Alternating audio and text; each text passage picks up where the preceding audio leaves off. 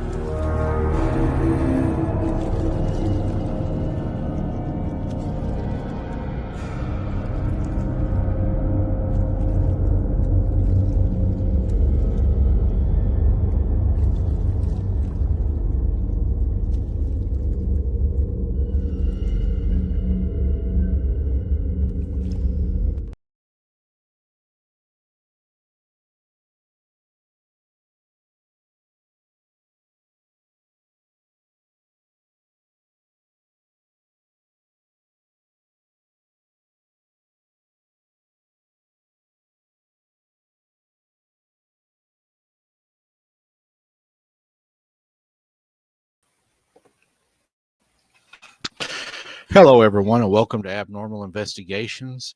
Good to see everybody in the chat tonight. At least I'm not out there wandering around in the woods with my cell phone light trying to make it home, huh? A little safer sitting behind the desk. I'm going to go ahead and bring in Harold and Christy from OCST and Jesse tonight, just in case my internet starts messing up. So when we bring Justin on, at least I'll have some people on that will be able to talk.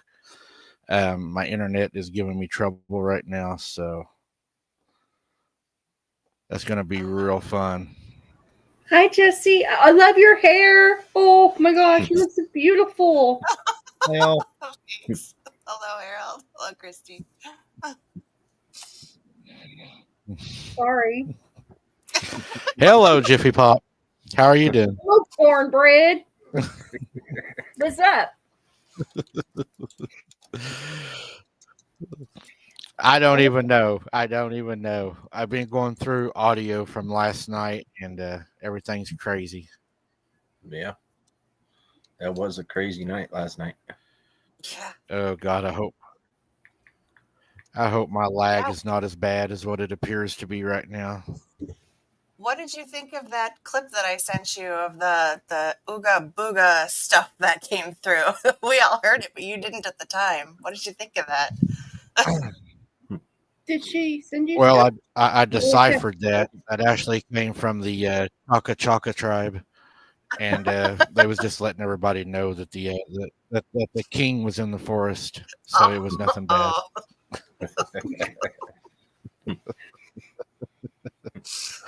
Nice. Oh, all right, guys. I don't think I really have anything. Prayers for everybody that was in the way of these storms tonight. Hope everybody was okay, got through the storms okay. Joining us tonight, guys, we have Justin Decker is going to join us tonight. He was actually in the Amazon and as a child, I believe, and experienced a lot of things. And then we have a lot of photos he shared with us tonight. So just so everybody knows, I will not be ignoring people in the chat, but for me to put the I guess the videos, the photos that he sent to us up, I do have to. Yeah, I have to leave the chat screen, so I will not be able to see chat. So if I don't see something or I don't throw it up, that's because it's Jesse's fault for not catching it because I can't see the chat tonight. So we'll blame her. But what else? I'm going to go ahead and bring Justin on the show real quick, and we will start this. Do what?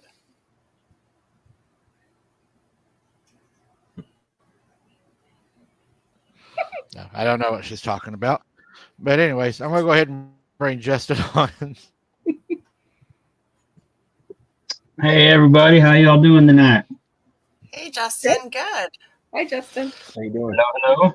Hey, Justin. Good to see you. You too, buddy. You too. Hey, look, can I present from my side? Because I know you said you were having problems. If you want, I can pull the slideshow from my side, and then you can still watch your chat, and we can run through everything. Oh yeah, however tell you him want to that do it. now.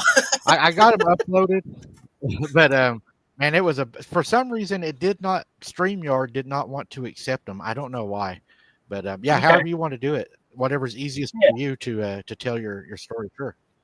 Well, I use StreamYard for my own podcast, so I'm pretty familiar with how this all works. So if you give me just a second here, I can load into that.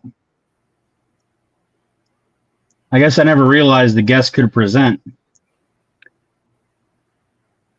I did. That's not good to know. that. Yeah, I didn't either. I Yeah. think that's a newer Maybe it's feature. Only recently started popping up. Yeah. Okay. All right, it's loading, so it's going to take a minute there.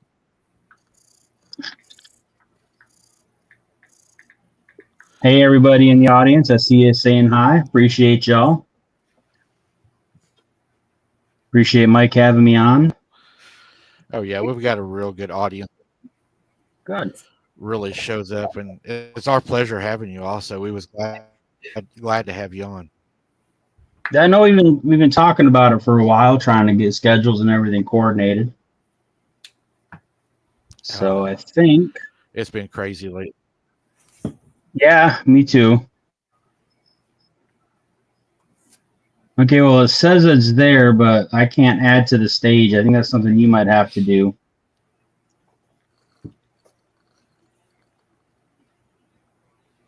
Let's see. How about this? There we go. Hey. Ooh. All right.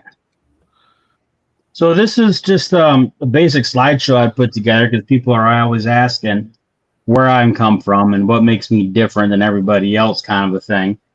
And it is basically the fact I was born and raised in the South America in Colombia, and it gave me a different perspective on life. Really, I lived in South America for the first 10 years of my life, and I spent a lot of that time out in the Amazon jungle living with an indigenous tribe.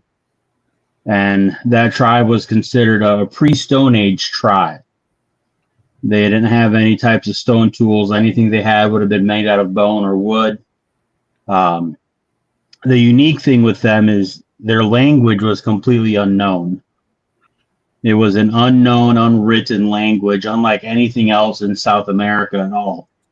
There was no precursor, no sibling language, nothing they could learn off of.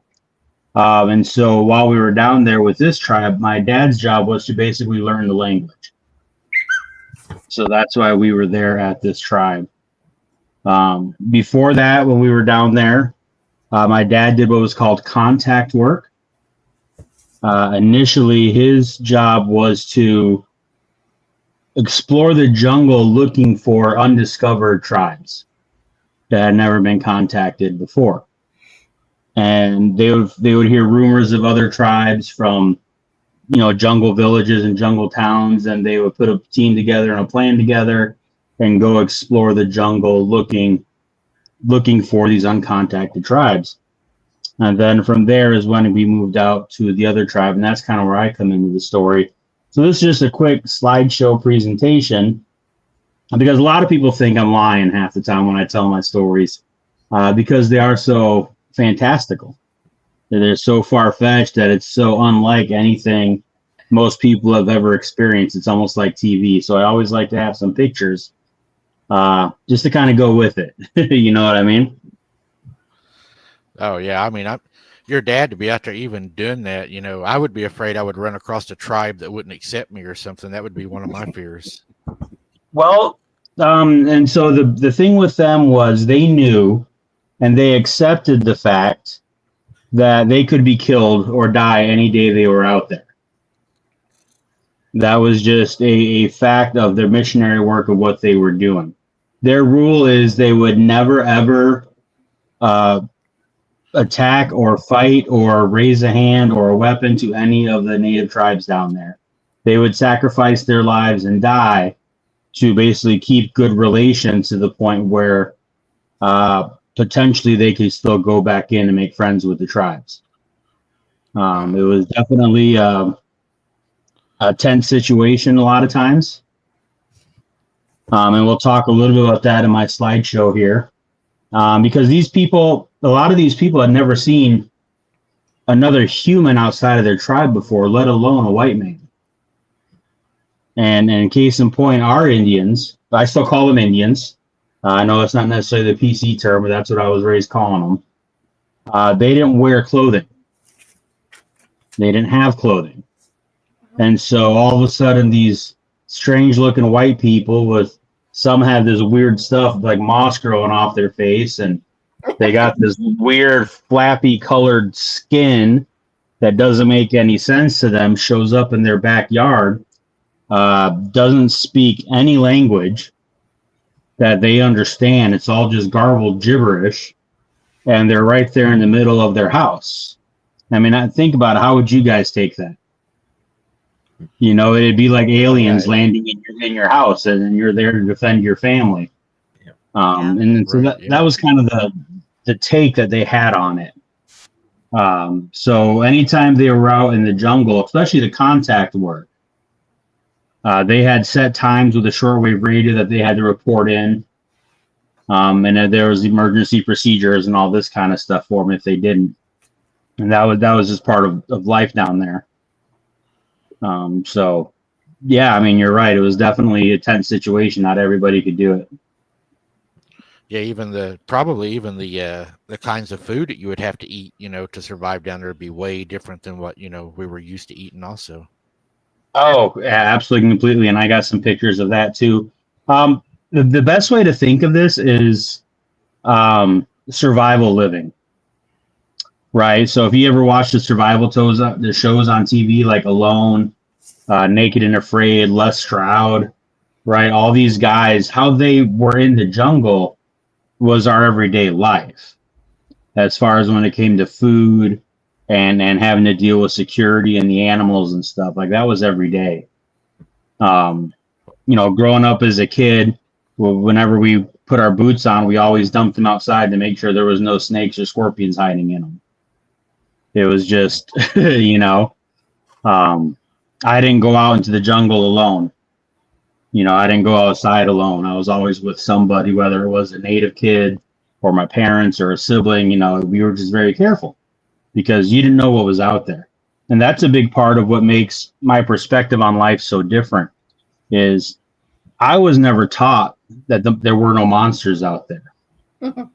I was taught to look for the monsters, to look for the unknown, to be aware of everything that's around you. Michelle's saying the Naked Natives always reminds you of National Geographic magazines, and that's exactly it. We actually had, we were out of the jungle at the time. I was at the school base. A film crew come and film a part of our tribe, and it was actually on Nat Geo way back in the day. It was a episode they called like The Last Forest Nomads, and it was all about our tribe and stuff. That's cool. So yeah, I mean, that's exactly what it is. And that's why people don't believe me, because how often do you run across somebody that experienced that, or even as a kid was raised that way? Spanish was actually my first language, being born in Colombia. My parents taught me English about the age of 4. The first time I came to the States so I could speak to my grandparents and stuff like that. We came back and forth a couple of times for different reasons, and then we'd go back out. And then we didn't move to the States permanently until the year I turned 10. And it was a huge culture shock for me. And you guys will see why as we go through some of these slides. Yeah. So did the natives, did they accept you pretty well being a child? Was they pretty accepting of you? Yeah, they would come take me for the day. Even like the ladies would come kidnap, not for real, but come take me to babysit. Right. And I had to go out, hang out with them, and they'd paint my face and feed me, and I'd hang out and play with their kids and stuff. So once the relationship got to that point where my parents felt, that I was safe with them, then I was totally okay to be around the Indians at any time. They were fine with it. Wow. How long did it take you? Go ahead. How long did it take your parents to be very trustworthy of the people there, or the Indians, as you call it?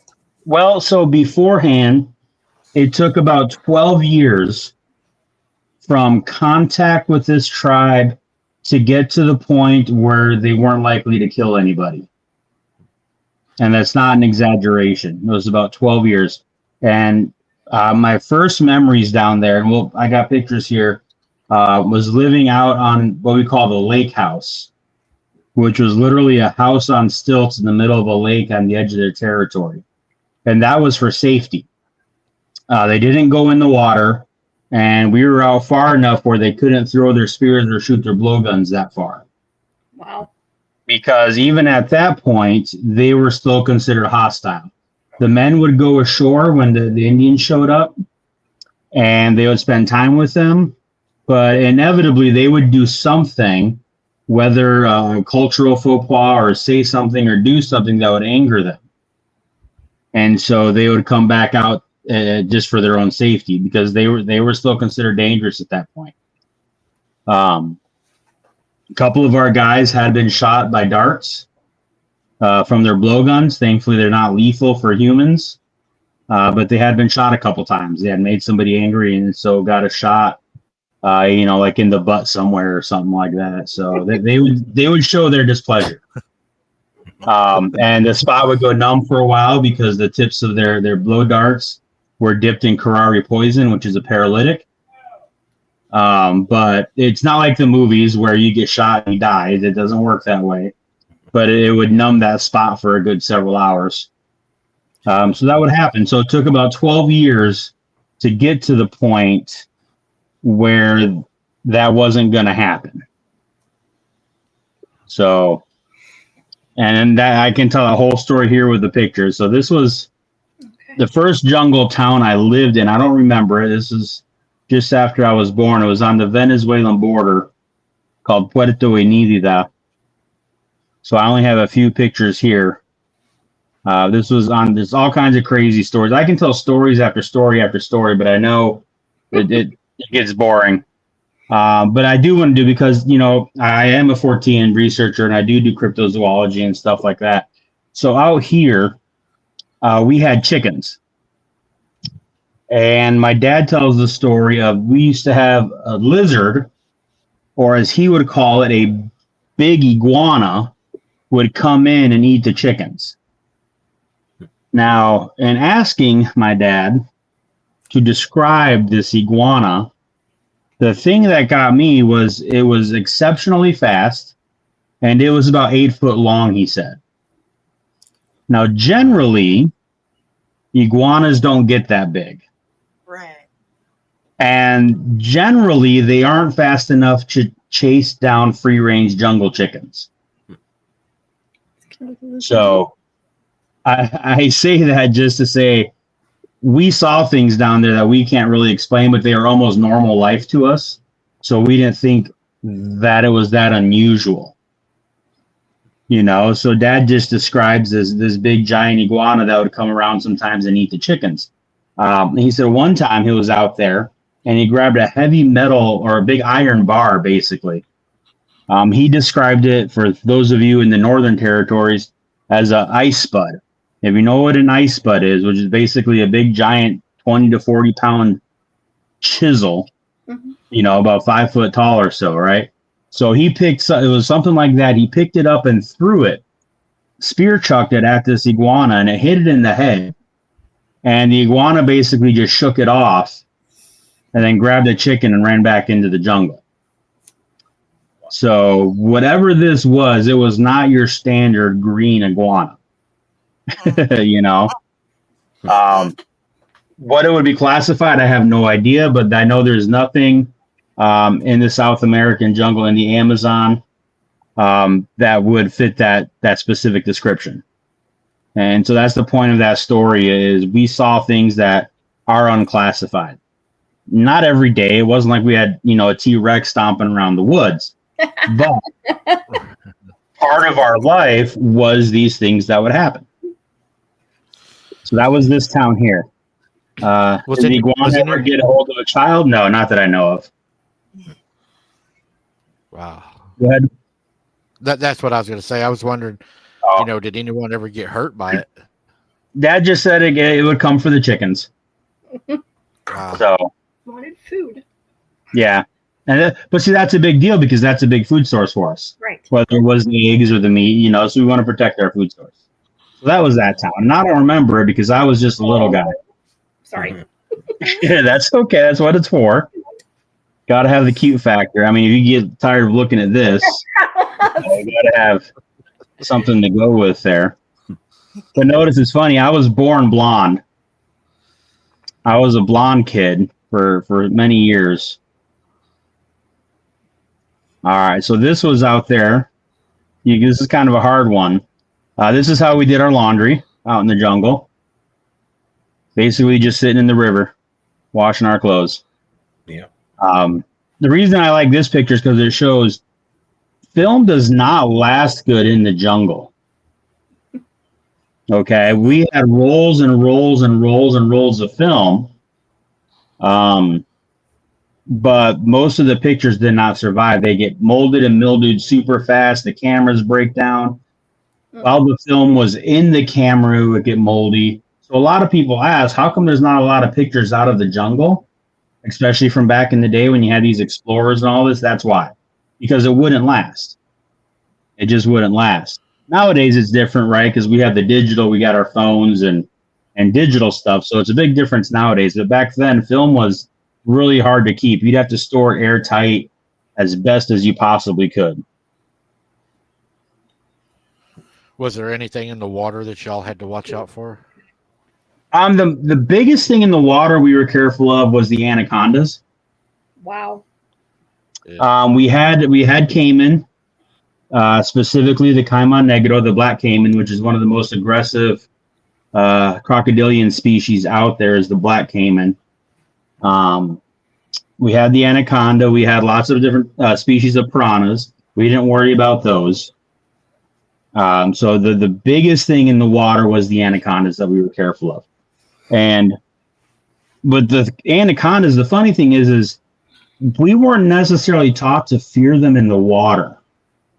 The one place we were taught to really fear them was along the banks. Mm-hmm.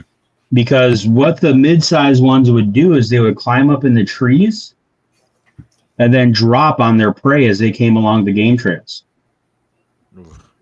Yeah. Because they're not like crocodiles that can strike really fast under the water. If they get a hold of you under the water and wrap you up, then you're done. That's all there is to it. What they will try and do is ambush you on the banks and drop on you from there because they strike faster in the air. So we were always looking up when we were walking along the banks of a river or the lake. One of our major ways of transportation through the jungle towns was Dad's motorcycle there. And again, there's me as a blonde baby. That's my dad, probably one of the toughest guys in the world that you could ever meet. Living this jungle life out there. You look a lot like him. Yeah, we're pretty much identical when it comes to our looks. So this is the house I was telling you about. This is the lake house. The house on stilts there. You notice underneath it, there's a platform. That was our floating dock. Mm-hmm. In the dry season, that might be 10, 15, 20 feet under the house, depending on the level of the lake. And in the rainy season, it might be right up on the house. And, if there's a bad rainstorm during rainy season, we might have water coming up onto the floor of the house. There was that much of a difference in the levels of the water on the lake. So that was our house. As you can see, it's not very big, just a square. Had its purposes. The other option for people was a floating house, like a houseboat. These were good houses for people that would go up and down the level with the lake. The problem is, if there was a bad storm, you could get seasick because of all the waves. And every now and then one would break loose from its anchor and go drifting off down the lake, and they'd have to go catch it. So each house kind of came with its pros and cons, you know. The cool thing about living in a house like this is that we could fish right out the windows. So we did a lot of that. Yeah, right out the window. We had to be careful not to catch the big turtles. Because the big turtles we couldn't lift up into the house. I do remember one time having to call a neighbor over from one of the other houses and come clip our line because we had a turtle so big we couldn't haul it up. We had giant freshwater turtles called mata-matas. They're big, ugly, flat creatures with these noses that would stick above the water. And this is what it looked like from the house. So like I said, we were far enough away where we were safe. Well past the distance of the weapons and everything. So there's one of the anacondas I was telling you about. No way. They were pretty much the only animal that we considered a shoot on sight animal. If there was one hanging around the houses, they shot it. The men, obviously I didn't. Again, I was a young.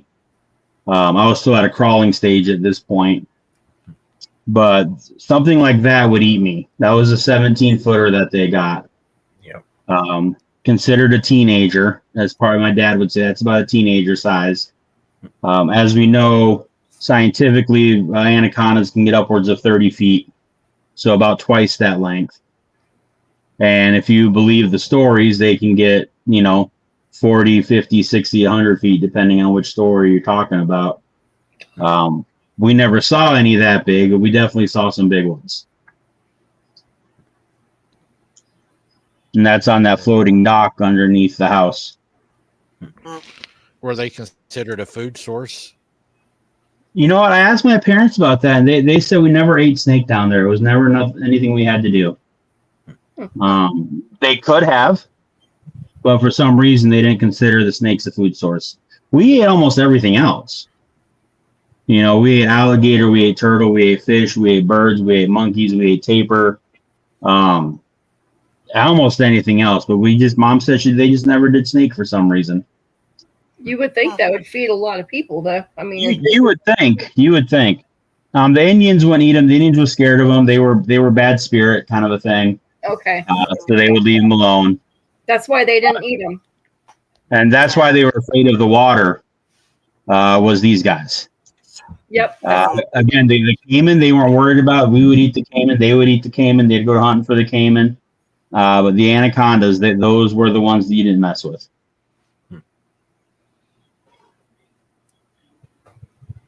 And so it's hard to see here, but if you look right in the center, you might see a couple of reddish brown things. Those are a couple of the Indians. So what they would do when they wanted to interact with the men is they'd come to the shore and then holler and wave the men over. And then the men would go over and interact with them. This lake was on the very edge of their territory. We weren't deep in. They were a nomadic tribe, so they were always traveling and moving around. So when they did show up, whatever clan or family, they'd come and wave us over, and then the men would go. I was never allowed on shore when the Indians were there. The only time we went to shore, the kids or the ladies, was when they weren't there, just for safety at this point. So this is some pictures that the men had taken while they were over there. This is a gentleman by the name of Mike Leaves. This is a couple of the Indian men. They're face painting him right now. That's cool. They had these seeds that they would break them. These pods they'd break open had these red seeds that they would spit in their hand and rub these seeds in, and it would create a paint. And that's what they would paint their faces with, like that. Here's one of the guys. He was our pilot, Paul Dye. We called him Uncle Paul. Everybody liked him. For a long time, the fad for the kids was to have their hair cut like him. And we just called it the Uncle Paul. Just a straight buzz, as short as you could, We called it the Uncle Paul cut. So he's sitting here with some natives. If you look to the one gentleman sitting by himself there, that necklace he has on, you guys see that? That's made out of monkey teeth. Yeah. I was gonna say it looks like teeth. That was, Yeah. yep, that's the monkey teeth. What it is, when they killed a monkey, they would take just the canines, the 2 canine teeth, and take them out and then drill holes in them and then make necklaces out of them. That was their form of currency. You know, they didn't have money or anything of value, but what this showed is that proved that this guy was a really good hunter. He was a good hunter. The reality is he was a good spotter, because in their tribe, it didn't really matter who killed the animal. It's who tracked it and who saw it first. He was the big guy in the hunt. And so he would get the choice of the teeth. So he's showing off. He's got a good necklace. They would use that for trading. They would give that to their girlfriends or their wives, stuff like that. So that was kind of their one thing of value. That was their decoration. It wasn't a tool. It wasn't something they really used. It was their one showpiece, was those necklaces. That's cool. Yep. So here's a view from the helicopter, the airstrip, and then the lake. And you can just see the vastness of the jungle there. Mm-hmm. So, like I said, this here was on the edge of the territory. Go ahead. Oh, I was just going to say, did the helicopter scare them? Yeah, the helicopter would scare them. They didn't know what it was. They'd come around and kind of see it and be leery of it. Once it was landed, they'd come check it out. So like I said, this was on the edge of the territory. Once we became better friends with them, and they were safe, and we started building relationships with them, they said this was too far out for a lot of the people to come. And so the missionaries' families wanted to be in their territory. They wanted to be more centrally located, so all the families could come to them. Does that make sense? Instead of being on one far edge. And so what they did is they asked the natives, where would you want us? And they showed the men this little patch right here, which was basically a garden kind of thing that they had going on. They didn't really farm, like I said, they were nomadic, but they would find a clearing where maybe a big tree had fallen and taken out a bunch of the canopy and all this. And then if they had something, they might plant some fruit, or if they had a sugarcane stalk kind of thing like that. They were very nomadic, so it was just kind of something they'd come and check on whenever they were in the area. But this was the area where they said we could stay here and we could live here. And I forget, I want to say it was a couple weeks hike from the lake, and maybe about a 3-hour helicopter ride, if I remember correctly. Dang. From the lake house. Yeah, they had a huge territory. And so the next project was obviously to move base from the lake over to this area. And this is what the jungle looks like when you're on ground level. It's not like the movies. It's not like Jungle Book where, he's running through the forest with ease. Yeah, the Indians have their trails and they can do that, but this is what the jungle looks like, how dense. They talk about animals being able to hide in the jungle and nobody ever sees them. This is why. Yeah. Oh, yeah. You could have a 400-pound tapir hiding 10 feet away from you and you would never see it. It could be 3 feet away from you. You would never see it in a tangle like that. So what they would do is they would bring the teenager boys out off school breaks and in the summers, and they started helping clearing. So that's one of my brothers out there with an axe, starting to clear, starting to get stuff going out there, building our lives. There's my dad. The first house was a little plastic tarp with mosquito netting, like I said, survival living. So that's what he's putting up there as his shelter. Just a plastic sheet, mosquito net, and a hammock. Just your soul. That's it. So they built themselves this little dining hall here, so they could sit and eat without the rain. And you can see behind them some of the shelters. So the Indians would come and hang out. They were always around. There was always a group around. Very curious, very, very curious people. You can tell this one's a lady. She got the kids hanging on her. Mm-hmm. Like I said, they were nude. They didn't wear clothing. The men wore a little grass half skirt, just covering the front. Kind of like a loincloth. Like a loincloth, yep. But it basically went from the side to side, hip to hip. Made out of the inner tree bark of a specific tree. And that's all they wore, and the ladies didn't wear anything. So they started working on building an airstrip out there. They had to dig out the roots of the trees. They couldn't just cut them down because if the roots stayed in the ground, they could rot. Yeah. And then create a soft spot, and then that could flip a plane over as it was going down the runway. So on the runway, they had to literally dig out all the trees. They did have chainsaws. They had chainsaws with fly out to them and tanks of gas and stuff. So they had some conveniences, not much. We have volunteer missionaries come down for a few weeks at a time and help out. That's these guys here. A couple of Colombian guys. This one guy in the plaid shirt's from the U.S. They usually lasted a couple weeks at a time, then they'd have to fly out. The missionary guys would stay about 4 to 6 weeks, and they would fly back into town to rest, and then they would come back out again. More guys. This guy in the hat, he was from Wisconsin. We had people from all over. This other guy here, this ginger-headed fellow with the beard, he's holding up something. What they actually gave him to chew on was a monkey tail. Oh, It's kind of a joke, right? It was full of tendons and sinew and not a whole lot of meat, kind of like a turkey neck. But he was loving that monkey tail and just chewing on it and having a good old time with it. So I know, right? Like, gotta have fun even in the jungle. This is where my dad would say, cooking over a campfire gets really old. It might be fun for a couple nights out over the weekend or maybe for a week, but after a while, it gets old when you're cooking for 4, 5, 6 guys over a campfire all the time. So he decided he was going to build himself a mud stove, which essentially was just a platform with clay on it. Then they flew out this metal, basically a burner set kind of a thing, metal plate.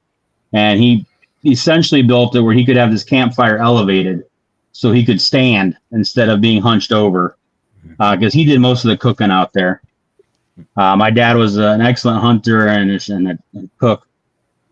He taught me how to cook. I ended up becoming a chef. So that's what he's building here is their little kitchen. You have to ask your dad if he wants to come cook at my house once in a while. Well, I don't know if he could handle a fresh monkey with jungle chicken on the side. Kind of hard to get nowadays. So here you can see the little stove in the background going. And again, another native. They were always around, always curious because everything we did was so alien to them. Yeah. How we cooked, how we prepped food, just how we did anything was totally different than what they knew. So they were always watching, always checking us out. There's a good group of the guys there. You see some have the face paint, some don't. Some have the necklaces, some don't. Generally are a really happy-go-lucky group of people. People think, oh, those poor Indians, they don't have anything out there. They don't have cell phones. They don't have clothes. They don't have houses. You're right. They don't have bills. They don't have insurance to worry about. They don't have car accidents. Yep. It's horrible. It's absolutely horrible out there. But just a great, fun-loving people. Like I said, once you get to know them. Michelle says, yeah, they have freedom. Exactly. Yep. Jungle freedom. So again, another big group of them just hanging out. You notice you don't see very many old people. I don't know if you guys caught that, but they're all young. Right. They're all young. That's because the average lifespan was probably about 30 to 35. Oh. Jungle life is so hard and so tough, and just accidents, snake bites, malaria, things like that. So, you know, it was hard for them, as happy as they were, but they just lived life faster. You know, the average age of marriage down there, a young girl, as soon as she hit puberty, so maybe 12 or 13, a boy would be anywhere 14, 15, 16 when they paired up. You know, they just lived life earlier. Yeah. So the Indians operate on what we call jungle time. So a jungle time means is when you're hungry, you eat. When you're tired, you sleep. I They like don't that. yeah, right. They don't work. They don't understand work. Okay, they survive. When they're walking through the jungle, they're hunting, they're gathering, they're hunters and gatherers. To them, that's what they do. There's no working. They don't have that. They do what they want to do. When they need to go hunt food for themselves, they go hunt food. When they're tired, they pull up some banana leaves and take a nap. This is what they do. We call it jungle time. So just more pictures of what they had to do with clearing out this airstrip.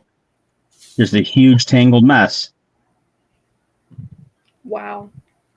So yeah, here's a picture of one of the trees. The big trees out there, we're talking 200 feet tall, sometimes bigger, and that was one of these trees here. You can't haul that anywhere. You can't chop it up with an axe or a regular chainsaw. So what they do is they pull up debris like this and they burn it. You burn it. It's all you can do. Yeah. So eventually, little by little, that little garden spot started turning into an airstrip. They'd fly the helicopter in, like I said, for supplies, fly people in and out, bring mail. That was always a big thing when the helicopter came by. Sometimes the helicopter wouldn't land. It would just throw something out the window. They had developed a method of where they could hang something on a rope, lower it down, and fly in circles. And then get smaller and smaller circles, and eventually the rope would be basically hanging in one spot as they were flying in circles above.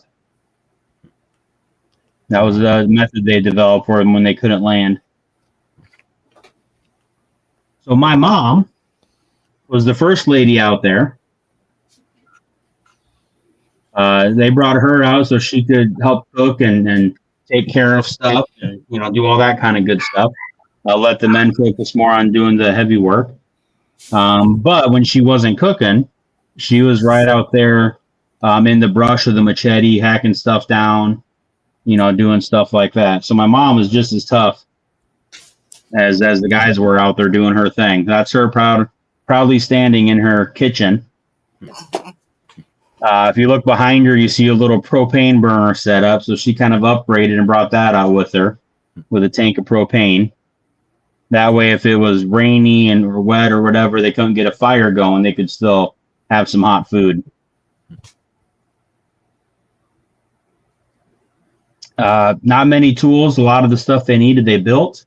Here's a wheelbarrow that they built from the wood out there. This big round thing is basically a packer. Kind of like when you see them building roads nowadays, they have the big steam rollers. That's what that is. It's just the Flintstone roller.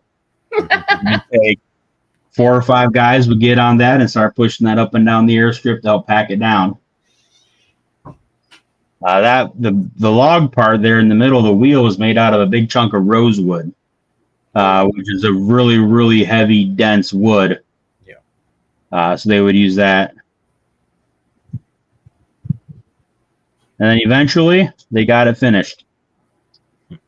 So it went from that jungle garden where the vegetation was probably 6 foot tall all the way through it, and then the huge trees.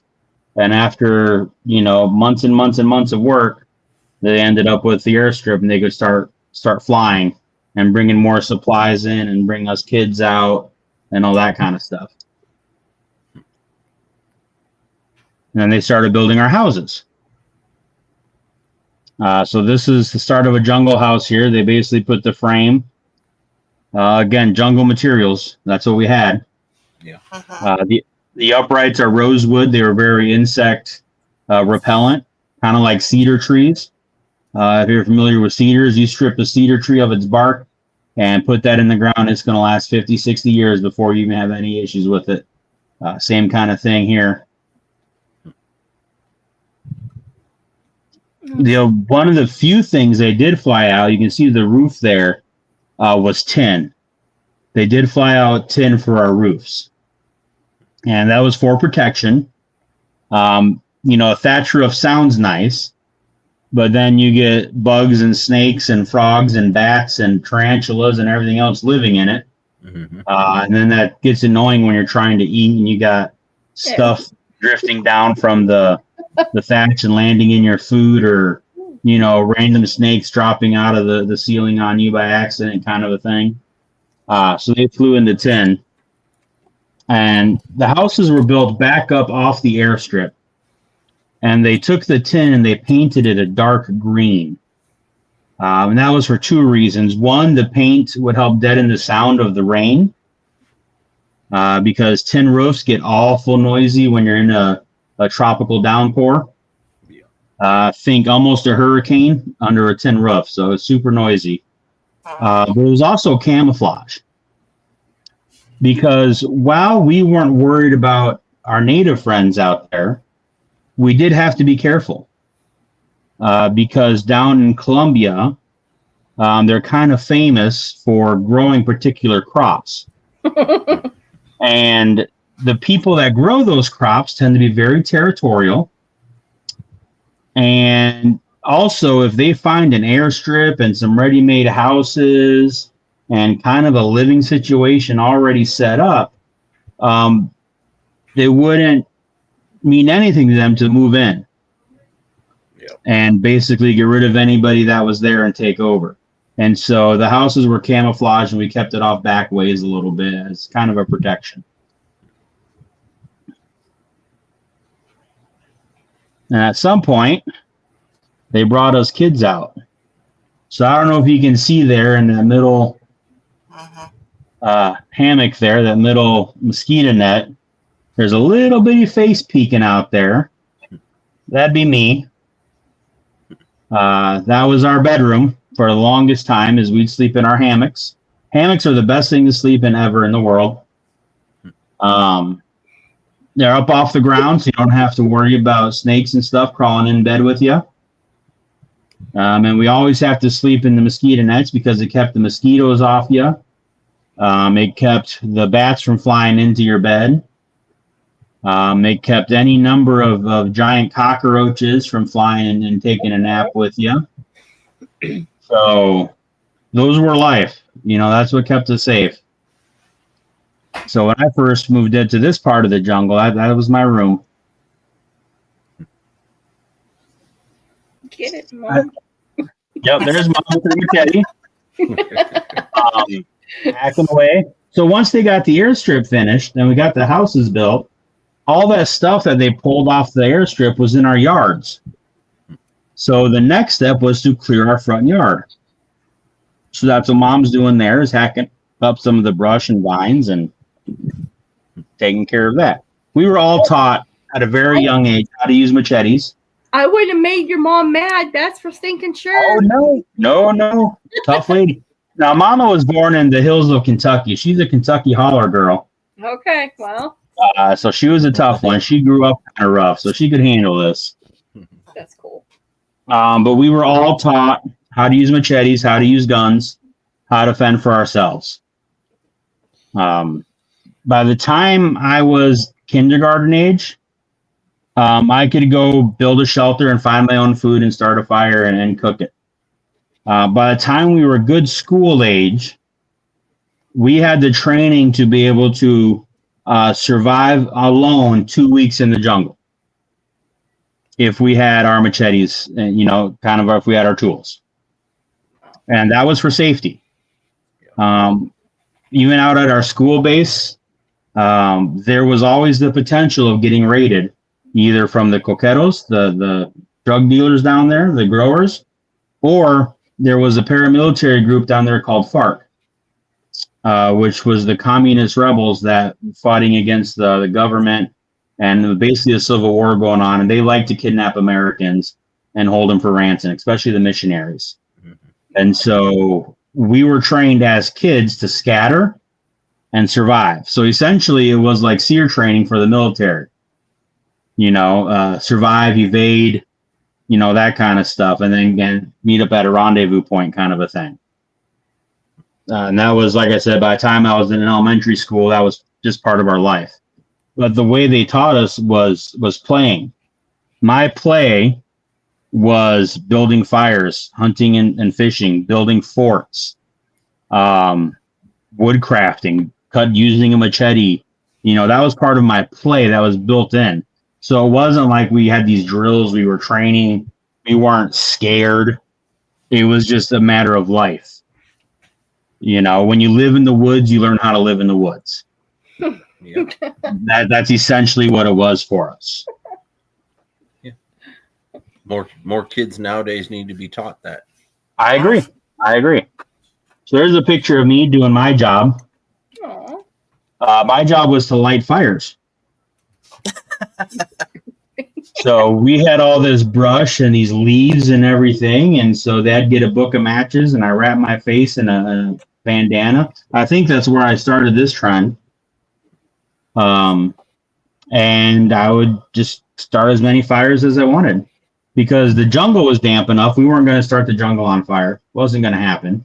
I wasn't using gas or any accelerant. So it was literally start burning the brush that you can burn. So here I am, probably about 3, 4, and just lighting fires. I'd hate to see a 3-year-old going outside right now. Right. Oh, look, Mom. That's like every little kid's dream. Absolutely. Go make some fires. Well, like I said, there's parts to my stories that I tell people, and they go, "No, that's not true.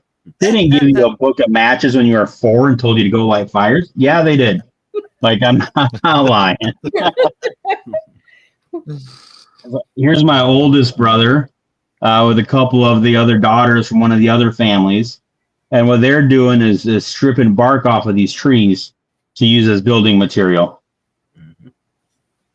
Because, again, you strip the bark off, they tend to last a lot longer. You don't have the insect infestation and stuff like that. Working on building the house. Burlap around the sides to help keep the water out as we were building it. What Dad's doing is laying our floor.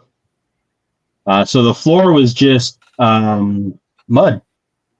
It was a clay floor that we hauled up from the banks of the river, and we'd put in the layer and pack it down, and eventually it packed down to where it made like a tile. And, you'd clean it, sweep it. If you started wearing down the floor in a spot, you'd run down, get another wheelbarrow full of mud and bring it back up and put it in. You wanted to put in some furniture, you got your post hole digger or your shovel, you dug a hole and built your furniture right into the floor. That's what I wish we could do. Right? So there's my older brother, hauling in the wheelbarrows. How many siblings do you have? I have 2 older brothers and 1 older sister. Okay. I am the youngest of 4. I was the only one that was actually born there. Oh. That's cool. Yep. And obviously, when you live someplace, you have to have a place to do your business. As fun as it is to go cop a squat over a log somewhere, that kind of gets tiresome, and you got to worry about snakes and tarantulas and bugs and all that kind of stuff. So we ended up having to build an outhouse. Hand dug, built a frame over it, that kind of a thing. What's interesting is the natives, when they have to go, they just go off into the jungle and go. Not a big deal. But you know what? For the life of them, they could not figure out why we were saving that stuff in a hole. They just did not understand what we were going to use it for and why we wanted to keep it. So that, again, another thing that they had absolutely no understanding of what we were doing. Didn't make sense to them. But that was built back behind the house a little ways. I think every group of people built their own. Our house was kind of a set off a little bit from the other houses. We built our own outhouse. I'm pretty sure the other people had their own, but I don't really know, to be honest with you. I wasn't worried about where they did their business. I just wanted a place to do mine. But with me being so little, I had to have a chaperone to walk me out to the restroom, the outhouse. And we didn't go at night. At night, we used chamber pots in the house because we had to be careful of jaguars. Oh, wow. If I'm walking down a trail and a jaguar saw me, I'm not much bigger than a monkey, and I'd be a perfect meal. And we had jaguars. We didn't have to worry so much about anacondas and alligators out here, but jaguars and venomous snakes like the bushmasters, fertilants, different things like that we were careful of. So I was not allowed to go by myself. The way it worked is that we had our trail going down, and then it went off to the side to the outhouse. And we had a flag out there. So if we put the flag up, that meant the outhouse was in use. And then when you left, you took the flag down, and that's when you knew nobody was in there. That way we could all have our privacy.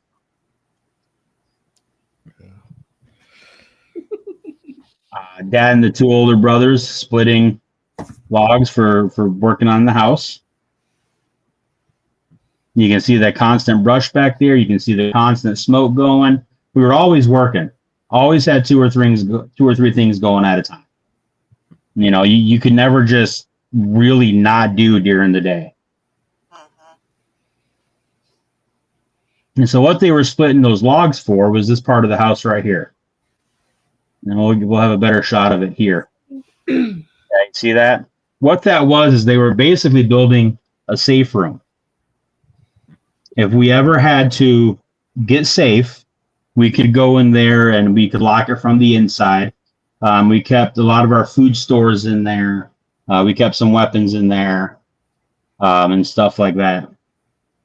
And so that part of the house was built solid on both sides. And that was a very, very hard wood that we would split and put it on both sides.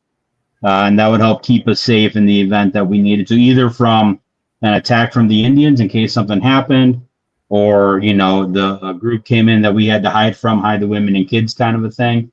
And also to protect our stuff. The Indians' ethics were a little different. If they found it and it was theirs, it was theirs. You know, if they found something they liked, they took it. To them, it wasn't stealing. They were hunting and gathering. They found a food source. They snagged it, you know. That's what that was for. And then you can see on this side of the house, this is the back side. We have just the wood slats going across. We took down the burlap, and you'll see why. Because we mixed mud. There's me and my sister. And we built a mud pit, but basically is clay. And we filled in the walls halfway up with mud. And that was basically our concrete, our cinder block. Yeah. Right? So we created those slats. We made this clay, and we dropped it in. And our job was to take the mud balls and throw them to Dad. And Dad would catch them and drop them in the slats. And sometimes we threw it nice so he could catch them. And sometimes we didn't, because it was fun to watch Dad get splattered with mud. So, and then, of course, my sister, being the sweet suck-up that she was, walking over and just handing Dad a pile instead of throwing it to him. So there's a mud toss. The whole family worked out there. You know, retaliate and throw it right back at you. Oh, I'm sure. Yes, absolutely. There was none of this, kids sitting around not doing anything. We all helped. We all earned our keep. We all worked. And that's how we all ate. We all had to pitch in together. That's what we did. Yeah.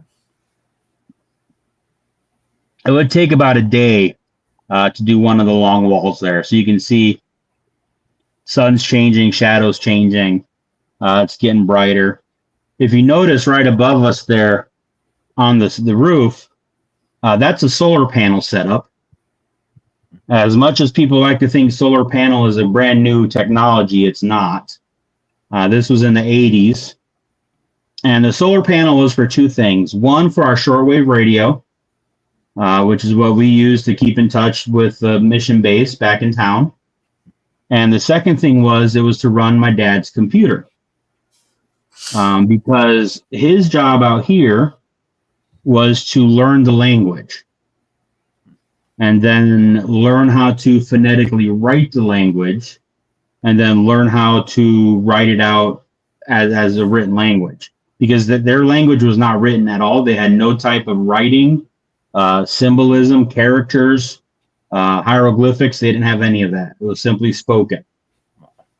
And so the computer helped with keeping track of records and everything, because paper would just mold and mildew and be damp within a couple days. Average temperatures out there, you're talking 90 to 100 plus. Average humidity, 80, 90%, higher in the rainy season. So paper and stuff like that just didn't last very well. I had seen in the comments somebody talking about half the time we're not wearing half our clothes. That's because of the humidity. Yeah. It sucks to be wearing wet clothes all day long. And that's why bugs would be horrible. Because we weren't in the jungle part, the bugs kind of stayed clear a little bit. Oh. At night they came out, but during the day they didn't have the sun protection. They didn't have trees because everything was cleared out. That's one of the major reasons that we burned all that brush and got rid of that brush, was to keep back the bugs, the snakes, the critters. You have all the wet clothes on, you'd have to start worrying about jungle rot. Yep, exactly. We have, and that's something we always checked on, always looked at. Keep yourself dry as much as you can. So were the snake bites, were they pretty much, if you get bit by a bad snake, it's just pretty much too bad? Depends on which snake, but yeah. The big ones the big one we worried about down there was the Fertilance, and its cousin, the Bushmaster. In Colombia, they call it Mata Caballo, which means horse killer. Wow. Because the venom is strong enough to take out a horse. But you learn to know where they're hiding out. Their spaces. You know what to look for. I can't recall anybody being bit by one of the venomous snakes. I've been bit by, a Colombian red-tailed boa before, and I've been bit by little snakes before. And we've come across the vipers. But I don't remember anybody ever being bit. Out in the jungle, we had our kits. My mom and dad were both field-trained medics. They could do minor surgeries. They could do sutures. They could do shots. I'm sure we had some kind of snake kits out there. And then if we needed to, again, that's what the shortwave radio was for, was to call for a medic if we needed an evac. Granted, it's going to take several hours before somebody came out there, but at least they could fly us into a hospital in the big city. Wow. We were more worried about what we couldn't see. Spiders being one. Ants.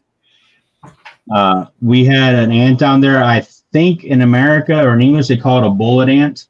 I'm not sure if it's the exact same one. We called them 20 cuartos, which means 24, because if it bit you, you were in excruciating pain for at least 24 hours. And it was just a small, maybe an inch long, a black ant. Nondescript, just looked like a regular black ant. But if it got you, you were done. Dad got bit on his hand one time, just above his thumb, and he couldn't pick up a hammer for 3 days. Wow. Wow. And they were just a common black ant. So, things like that. Spiders was a big one because you didn't know what they were. I'm sorry, guys. You're in the jungle. You don't know what the spiders are. Hate to tell you. Dad tells a story. They were on a jungle trip when they were doing their exploring. And they had these little brown spiders that would just fall into the boat when you went under a tree or you brushed against some brush down a tight river or something. Not a big deal, right? And they just brush them off, not worry about it. Well, one time one of the guys went to brush one off and it reared up on his back legs and bit the guy in his thumb. And they said you could literally watch the thumb swell up and the skin split like a sausage on the grill. Oh, wow. That fast and that strong. Yeah.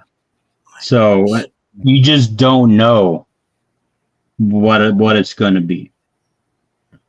So our rule of thumb is if you can't 100% identify it, you don't mess with it. Yeah. You didn't necessarily have to kill it, but you didn't mess with it. Wow. So after they got the part of the wall done, the inside, we'd make a soupier mud, and they would take it over the top like a plaster to kind of seal it all in there. And that would be like the finish on it. Then once it dried, it was just like concrete. We only did half the walls, for one, to help with ventilation. And then two, if you got too much weight, the mud would start oozing out the bottom of the walls. So we did about halfway up. Somebody asked, did native kids play with the poisonous toads? We probably did. We played with all kinds of toads. Frogs we didn't really mess a whole lot with because you never knew if they were going to be poisonous or not. But the toads we did. They had venom sacs, and you would know if they were going to squirt at you, and you could squeeze them and get the... Yeah, so we were crazy kids. But toads we played with.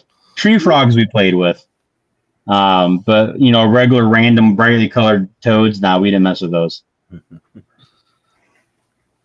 So here's kind of a better picture of getting the yard cleaned up better. You can see the house better. Always got clothes out there. The only way we got water was hauling it up from our creek, about 100 yards, give or take, down the end of the airstrip. Then we have to haul and bucket it up to the house, 5-gallon buckets. That's also where we would go take our baths at night, is in the creek. We put kind of a little dam at the end of it to kind of make it a pool area. Me and the Indian kids would go down there and we'd fish. We'd catch little piranhas and minnows and stuff in there. We'd catch piranhas and then we go put them in a pot and cook them, kind of a thing. Stuff like that. So that was kind of a little pool that we built down there. Figgy's asking about the mapinguari. So the mapinguari is more of a Brazilian thing. A whole other section of the Amazon. Not saying that they couldn't have been around us. I don't know. But that was not one of the critters that we were looking out for down there. So there's that trail to the outhouse on the backside of the house there. Oh, excuse me, need a drink. Almost done with the slides. So there's me. I can see my hair turn brown by that point. Every now and then, a guy just needs some time to himself. So we pull up the hammock and skeeter net, throw down some tarp for me because the mud was still clay, and it would still get moisture up. It would still collect it when the humidity's high, and I'd sit down there and color or play with my cars or something like that. That's cool. Yeah. Rebecca's asking, can you eat piranha? Absolutely. Piranha is nothing other than a cranky panfish. That's all it is. Like a carp or a sunfish. Like a bluegill. Like a bluegill, yeah. It's a cranky sunfish is all it is. We never had issues with piranha. It's not like you see in the movies. Now, I will say what you're hearing about where they attack and swarm like that is in the dry season. The specific small version of the red-bellied piranha will school. And eventually they will eat all the prey in their area. Wow. And they will start eating themselves. So yes, if something falls into that water and they take a bite out of it, they can swarm and devour and attack whatever it is. So yes, it can happen, but it's not a normal behavior for them. In that lake, we had all different species of piranhas. Never had an issue. The only person that ever got bit was a lady who was sitting on a dock washing some dirty diapers. And she had her feet dangling in the water. And a piranha came up and bit her toe. And then when it realized that it was bigger than it wanted to mess with, it swam away. That was it. So we had black piranha, we had the red-bellied piranha, we had all different kinds of piranhas. And they were a food source for us. We weren't scared of them. Figgy said something about the mapinguari being a Bigfoot. The mapinguari is actually for debate for what it is. Some people believe it was a Bigfoot. Other people believe it's a giant ground sloth, a remnant of a giant ground sloth. So it kind of depends on what school of thought that you're in as to what the Brazilian mapinguari really is. Some of the descriptions don't really fit a classic hairy hominid type creature. But I do have a story about a jungle Bigfoot, so we will get to that. Sweet. Yeah, right? So there's our kitchen, and my sister doing some laundry. Dad's fixing something out there, maybe putting up some more screen or something. Who knows? Again, always working. My brother here is working on building a door for our house. So we could have a screen door, not screen, but a door that we could lock and then, keep us a little bit safer. Mm-hmm. All right, there's the picture everybody always wants to see. Little Justin in his natural habitat. Like I said, most of the time I was out playing with my Indian friends. And when you live with the Indians, you dress like the Indians. You act like the Indians, you become one. So there's me in my grass skirt. I'm holding a dart, or a couple of darts there for my blowgun that you can see leaning up behind me there is my blowgun and my spear. So I would go hunting with the kids my age. That's what we did. Cool. My only rule was I was not allowed to trade off my snake boots. You can see my blue shiny boots there. Mm-hmm. I had to keep my boots because that protected me from the snakes. Yep. And spiders and stuff like that. So, but if I went out wearing clothes, there was a good chance I was coming back not wearing clothes. And so that was me. As long as I was with an Indian, it didn't matter if that Indian kid was 4 years old, I was safe because they know their home. Just like your kids know your guys' home, they know your living room, your front room, they know where the food is, they know the rules of the house. Those Indian kids, that was their home. They knew where they were allowed to go. They knew what they could eat. They knew what to do, and I was allowed with them.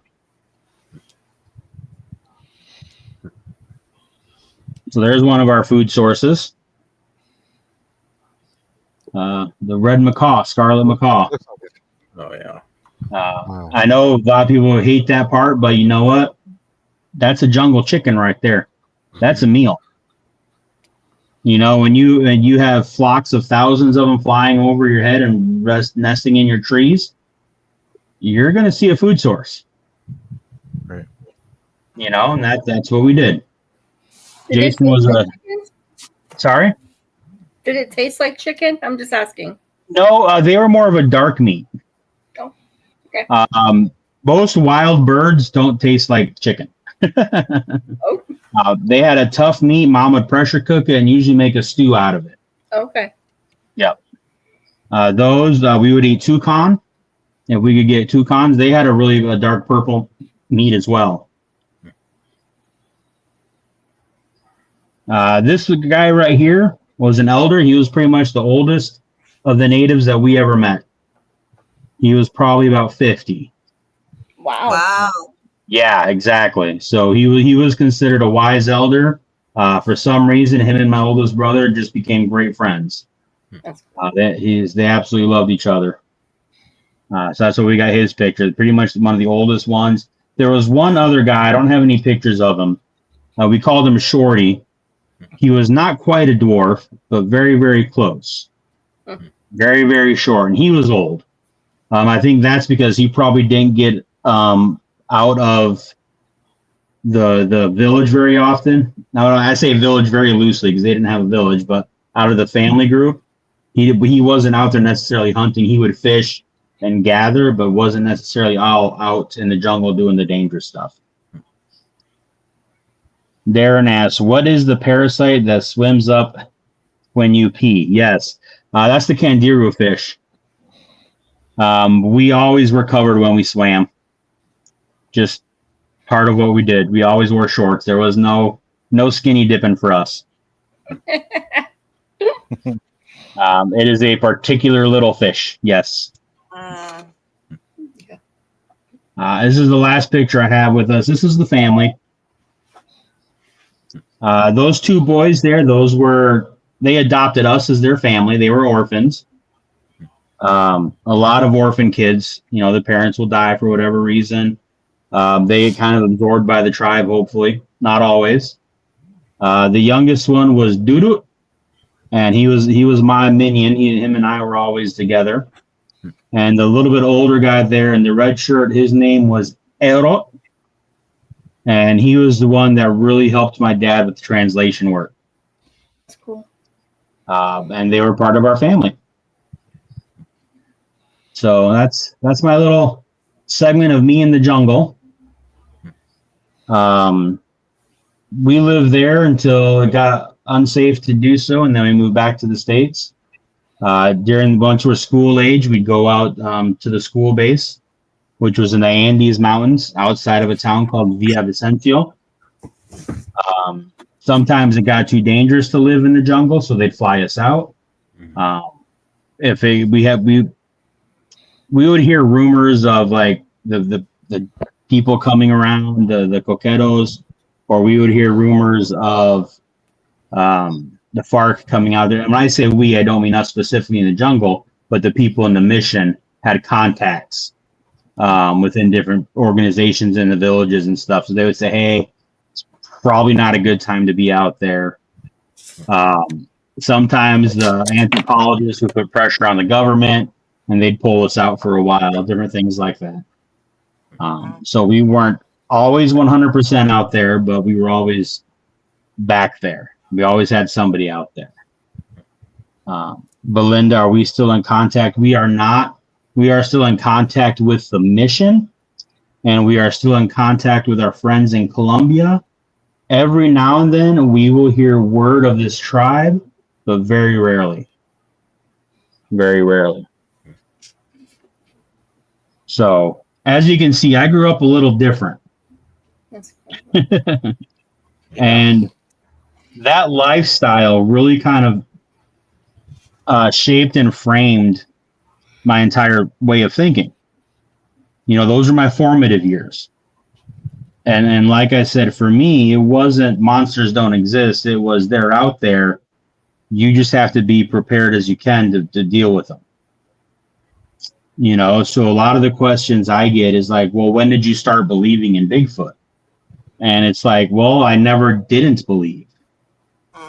So the first time I heard of Bigfoot, I was just kind of like, okay, makes sense. Like there was never any unbelief there, being Christians the way we are, and the type of Christians that we are, we're biblical Christian. And so we believe in the spiritual world because it's in the Bible. We don't take that as figurative. We don't take that as symbolic. We believe the spiritual world is real. And so the natives, they had bad spirits. They had dark stuff. And we had to be aware of that. Doctors, some Indians would have witch doctors. and they dealt with the dark side of things, and that was real. To us, that wasn't a plaything. It wasn't a joke. It wasn't fantasy. It was a reality that we had to deal with, you know? And so there was never an issue of not believing. Does that make sense? Yep. So the Bigfoot thing, this tribe told of a creature that they called Nimit. Now, my dad used to describe Nimit looking very much like the old cartoon of the Tasmanian Devil, right? Like Taz from the cartoon. So about 4 or 5 foot tall, hairy, with arms that hung down to its knees. Now, we know that that's not a Tasmanian Devil. We know that's a Bigfoot creature.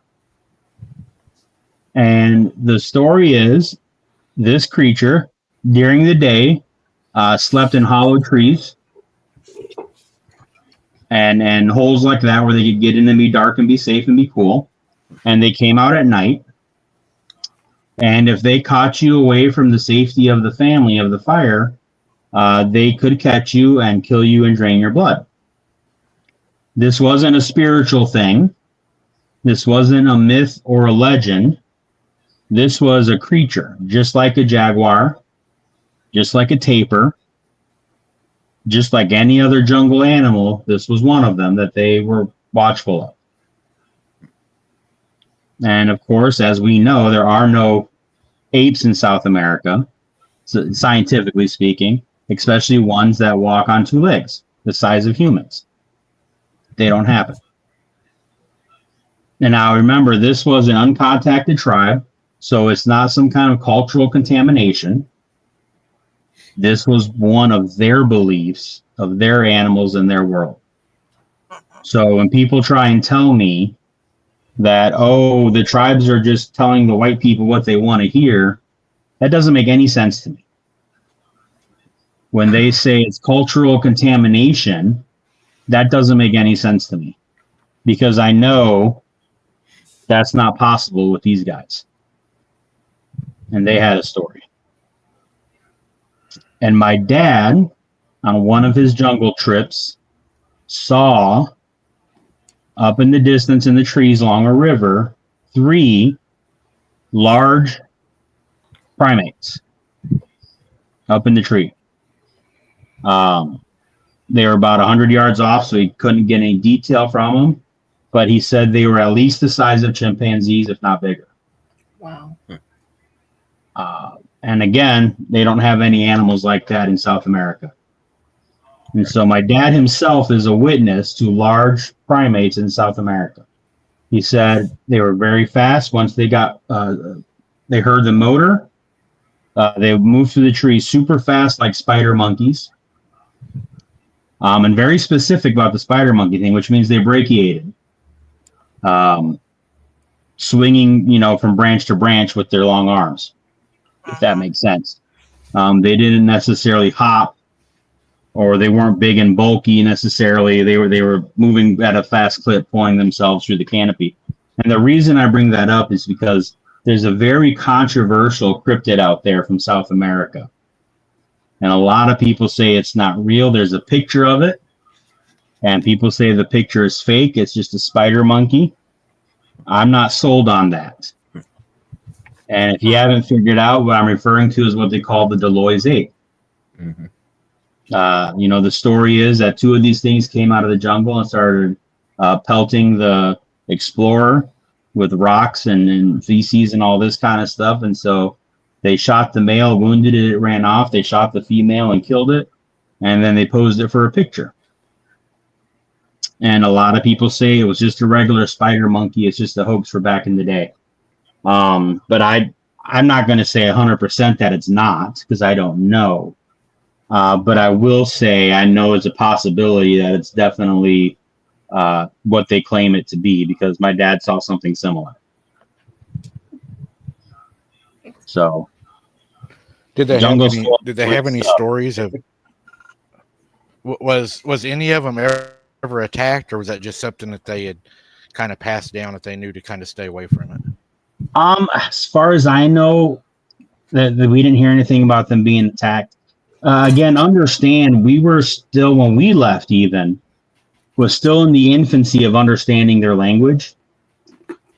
And when you think about language studies, there's so much to it. There's cultural references, there's hyperbole, there's examples, there's exaggeration, right? And so every culture has that, including theirs.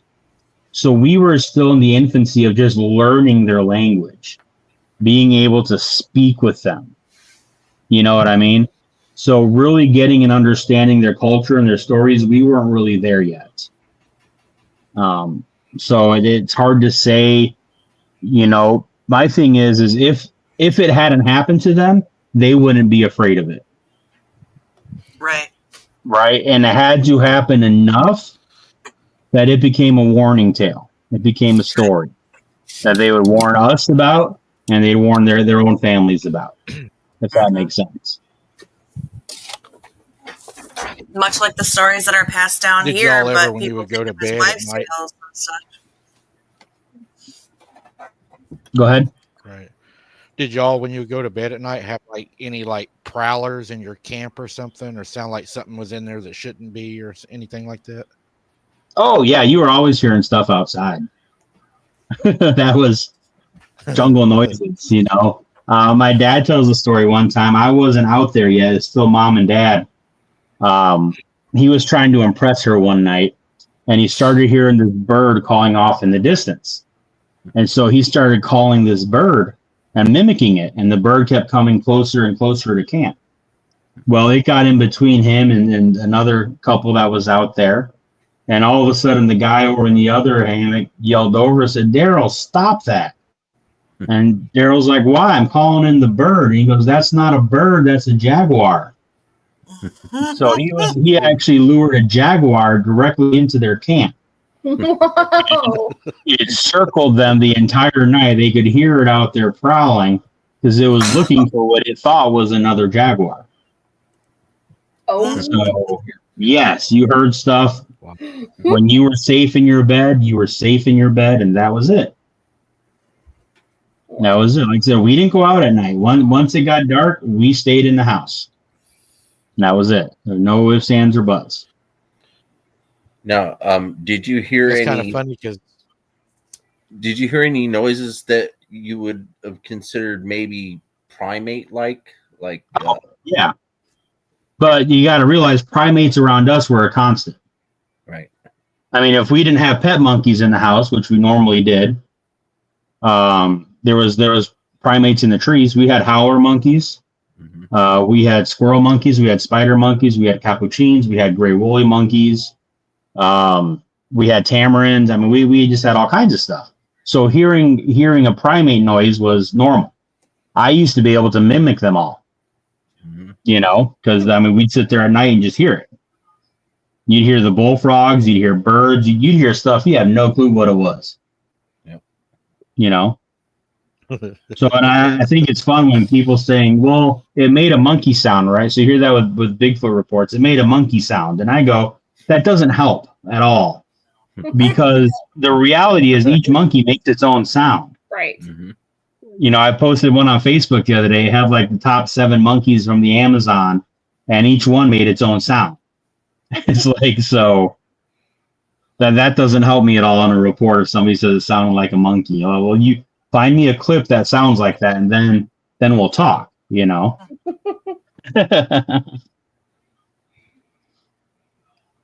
Yeah, it's like. so. Were any had a children ever? Go ahead. So, did children ever go missing or anything? Was that a problem, or were they pretty safe? They knew what to do? None of our missionary kids went missing. You know, I don't know what happened with the tribes because, again, the tribe was nomadic. Okay, they put us in the middle of their territory, but the way they work, and I this is my theory also of how Bigfoot works, and I could be wrong, we don't know. But my theory is they operated like our Indians did. They have a family group. They have a little bit bigger group of a few families that work together. They have a clan. and then they have their tribe. Okay, so a family group might detach from this little group and move over here to visit some friends and hook up with another family group. Or you might have two guys that aren't married or whatever decide to break off and go over to this part of the jungle. Or you might have a chance meeting of a couple of the clans that get together, and now you got a group of 100 Indians all in one spot. You know, but they weren't centralized. They didn't build houses. The most they would build is a shelter, like a maloka, basically like a pavilion. And that would shelter them if they were going to stay in place for a little while. And they would hang their hammocks, and they would have their fires there. They built one across the airstrip where we were at. And that became like a base where they would come. They'd already have a shelter built for them. But for the most part, they were just traveling through. And when they were stopping for the night, they'd put together a quick shelter of banana leaves if it was raining, if they needed it. If not, they'd find a spot, as you guys saw, throw banana leaves on the ground and sleep. You know, they built a fire at night to keep the spooks away and the animals away, that kind of a thing, and cook their meals. But for the most part, they were just traveling back and forth. They'd follow food sources, materials. If they ran out of something, let's say they needed to make more blowguns, those particular trees only grew in one section of the jungle in their territory. So they would go travel there and harvest what they needed, right? So they were always nomadic. And as they were traveling, they were looking for fruits, they were hunting, and all that kind of stuff. That's the whole lifestyle of a hunter-gatherer nomadic tribe. And my belief is a lot of the Bigfoot clans work the same way. Not all of them. I believe some can stay put if they have enough resources and there's not a large group of them where they're not going to use up all those resources. I think they stay in a small territory. But I think they migrate. I really think they migrate with resources, whether it's following the food supplies, whether it's temperature, whatever the reason, I think they migrate on their own. And I think it's very similar to how my natives did it. Makes sense. Mm-hmm. It does, right? When you think about it, it just makes sense. It really does. Right. Yeah. And everything every day is survival. That's it. It's about safety and food. Yep. And then when you have enough food and you're safe, you hang out with your family. You don't have to go to work. You don't have to, you know, Right. you play, you hone your skills, you do your craft, you know, you make your grass skirts, every now and then we'll come across one that's got a bone flute made out of a deer bone or something. They made panpipes, and so they had music that way. You know, they were, you know, very creative like that. Huh. Dave's asking if we ever heard of the boto. The boto is the Amazonian river dolphin. We weren't directly in the Amazon basin. We were in the Orinoco basin, which is another major river stream down there. So we didn't have any boto by where we were. But yeah, I know the legend of the boto, and then they come out at night and shapeshift and go to parties and lure mates back to the water and all that. Yeah, I didn't learn that from there. I learned that from my research and my studies into cryptozoology and the legend and folklore and stuff. Sounds like the Kelpies. Yeah, very similar. It's amazing, right? So I don't pigeonhole into one thing. I'm not a Bigfoot researcher. I'm not a Dogman researcher. I'm a 14 researcher. Anything that's weird or unusual or different or mysterious or whatever word you want to call it, I love it. And there's a good chance I've studied it, you know, and so that's where a lot of people just like to talk because, hey, have you ever heard of this? Well, yeah, actually I have. And then we can have a conversation about it. You know, I'm pretty well rounded like that. So the boto is a really cool thing. The boto also reminds me of the Canadian or the Alaskan otter people, shapeshifters, and they have some of the same mannerisms of trying to lure you know, young men and young women back to the water, to their kingdom and stuff. It amazes me how some of these stories, if you go back to the basics of the story, they're so similar. Yeah. They're so similar. The creature might be different, but the mannerisms, the behaviors, the what it does is very similar. And I think there's a reason for that. I really do. Well, it's kind of like the abominable snowman that they claim is a different. It's ultimately the same thing as a yowie or a Bigfoot or the skunk ape, or it's family, just yeah. a different region. It's a different Yep. area. Yep. Exactly. On my podcast, I put together what I call the believability matrix, and essentially, it's like a checklist. If you hear about something, say Bigfoot, you go through the checklist, and it's like, are there historical accounts of it, like ancient accounts? Are there modern day accounts? Are there historical accounts that aren't so far back? So basically, I'm looking for, is there a continual line of legends of a similar creature? So Bigfoot, we can find Bigfoot stuff going back for thousands of years, right? And continually all the way up through modern times. Is there physical evidence? Is there audio evidence? Is it culturally acceptable, right? So is it multicultural? We have Bigfoot here in America. They got Bigfoot in South America. They got Bigfoot in Asia. They got Bigfoot in Australia. So it's basically this checklist. And I go through and go, well, if it checks off the majority of these things, and if I'm going to be honest, and as an honest intellectual in my research, I have to say, if I believe Bigfoot and it checks off all these boxes, and then there's Dogman, as fantastical as a Dogman sounds, it checks off all the same boxes. How can I say I don't believe in Dogman, but I believe in Bigfoot? Right. That's not intellectually honest, right? That's picking and choosing. And it's funny because I did a show on mermaids, and I'm going, it's a mermaid, whatever. But when I applied that believability matrix to it, it still checked all the boxes except for physical evidence. But it's multicultural, it's historical, going back to like Assyrian days, going back to way back when. There's accounts of merfolk all the way through modern day sightings, different cultures, different religions, different countries, freshwater, saltwater, lakes, ponds. There's all these things. And I go, if I'm being intellectually honest, as much as I don't want to believe in mermaids, if I believe in a Bigfoot that checks off these boxes, I believe in a Dogman that checks off these boxes, I have to put the possibility of something that people are identifying as a mermaid. Now, is it the Little Mermaid from Ariel? Probably not. Right? But there is something out there that people from across the ages and across the world are identifying as some kind of merbeing. Yep.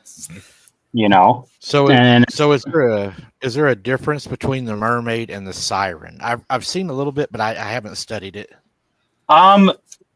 So culturally, the stories have developed and they split a little bit.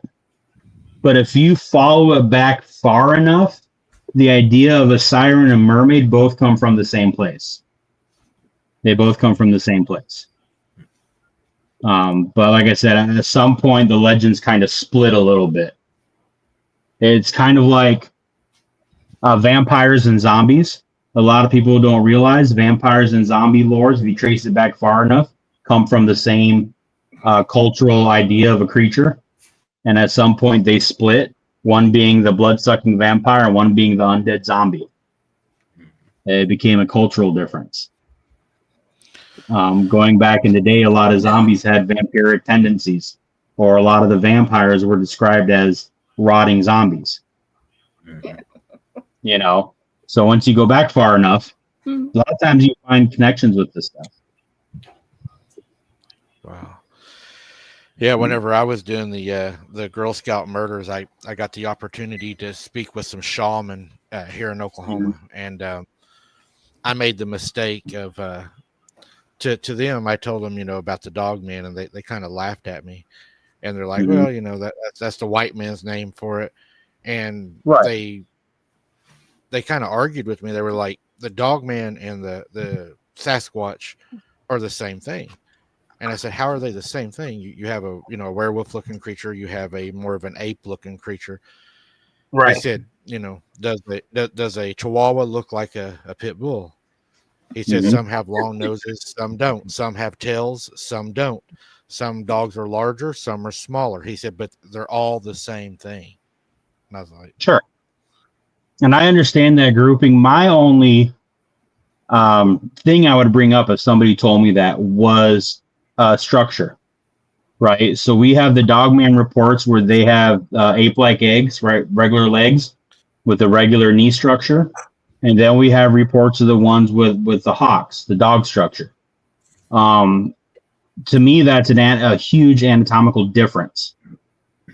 They can't be the same. They can't be the same thing, right? So if they're reporting one that has human-like legs or primate-like legs, that would be one classification. I could see that being a snouted Bigfoot, for lack of a better term. Like baboons tend to have a snout, spider monkeys don't. I get that. But when you start talking about, the backwards knee, quote unquote, then that's a totally different body structure. That's a totally different thing. My opinion. I agree, because I mean, you have the differences. What is the one they call a Gugwe? Isn't that supposed to be the more violent one? Or a Gugwe is supposed to be like a giant, mean, ugly Bigfoot. Yeah, is basically like the what it is. face eaters. Yeah, face eaters. When I first started hearing some of those words, I was hearing them from what I consider unreliable sources. So I have a hard time with some of those classifications. Not saying they're not there, but I don't know. I believe you have to have an open mind, but not so open your brain falls out. I think you have to be skeptical on things, but you also have to believe people. And it's hard to find a report of somebody going, it was kind of like a Bigfoot, but it was bigger and uglier than what a Bigfoot is. And it's kind of like, well, I mean, yes, maybe. We don't know how big and ugly Bigfoot can be.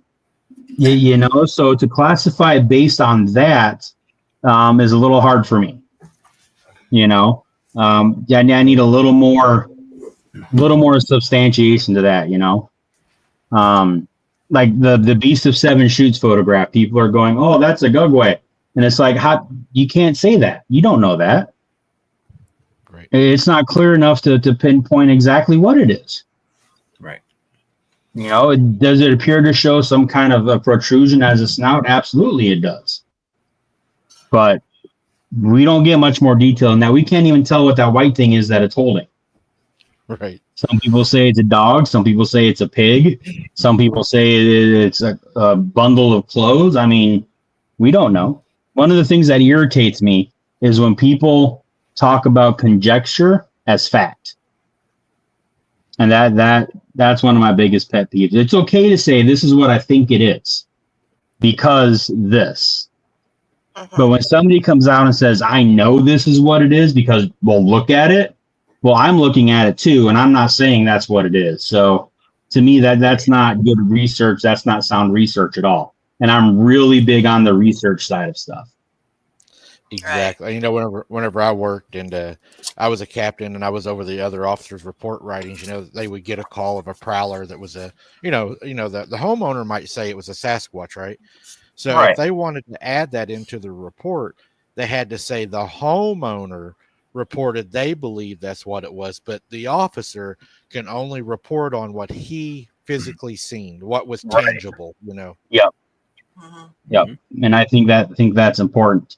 And, a good example of that, and I'm going to bring this up, Mike, is how Mike and I actually, first time I heard of Mike in Abnormal Investigations, was very controversial. And I hope you remember this because this was a few years back. I did research onto some supposed dogman attacks in my area. And it was Cott County, Tennessee, because that's where I was living at the time. I was in Cott County. And I was about 20 minutes away from the road where these attacks happened. So I started digging into it. I got police. I contacted the police, and they said it's still open investigation. So all we can give you is the basic media release. So I contacted all the newspapers in the area that received the media release, and I got the ones that the police actually gave to them. And so I was able to look and see which stuff was actually reported and which stuff was kind of newspaper journalism. You know, I drove out to the sites where this happened. I identified the locales, and I got on Facebook and social media and started talking to the people in the community. And I found out that it was not what everybody thought it was. The people knew what happened in the area. They knew who was responsible for it. They knew why the police said what they did. And it wasn't a dogman attack. And I got crucified for coming out with that. I got crucified for it. I mean, really bad. You know, and somebody had told me, well, Yeah. Steven did this big investigation, and Steven says it's a dogman, so therefore you're wrong. And I'm going, okay, well, let me find out who this guy is, and let me talk to him.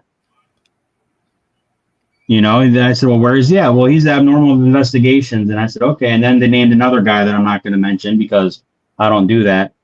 And they said, well, these guys say you're wrong. I said, well, wait, let me go talk to them and let me see what their research is. And this guy here was the only one that would talk to me. And he told me what he did. He told me, you know, the extent of the research. And we agreed that, okay, that's great. The other guy totally attacked me and then told me I was a moron and then blocked me and wouldn't talk to me. And it's like, look, we're all looking at the same evidence, guys. The difference is I actually pulled the autopsy reports and I'm reading the autopsy reports. So I know the damage that was done to these bodies. Not only did I read the autopsy reports, I had a friend who was a deputy coroner. And so he could tell me what was accurate on these autopsy reports, what wasn't, what the different things meant, what the terms meant, because I'm not a medical expert. You know, I'm not a doctor. I'm not a coroner. I'm not a medical examiner. And then I have a friend who's a really good friend now who reached out to me. He used to be an ER trauma nurse, and he's a full RN. And he's dealt with animal attacks in the ER. And so I had him go over the autopsy reports and look at the description of the wounds. And he was a firm believer it was a dogman attack until he went over the autopsy reports. Once he looked at the autopsy reports, he's like, all this stuff can be by dogs. The things that people are reporting on, these massive bites, supposedly 18 inches across, that wasn't a bite. That was an area of debridement, which means the surgeons cut away infected flesh. And the final wound at the autopsy was this size. You know, they were able to explain things to me. We looked at the blood work, right? So we could see what the blood panel said, the tox reports. And then I talked to family members. I talked to friends. I talked to neighbors. And I found the stories. And I told the stories of what I found out. And people hated me for it. But there's a difference between hearing conjecture and passing that on and then actually doing the research and looking at it. You know, there's a huge difference. And then I got people saying, well, you obviously don't believe in dogman. I said, no, I believe in dogman. Absolutely. I think they're out there. I just don't think this particular case had anything to do with dogman. You know, are dogman out there? Absolutely. I believe so. If they're out there, do I think they hurt people? I think they definitely could. It makes sense that they could, right? Do they actively hunt people? I have no idea. Nobody does.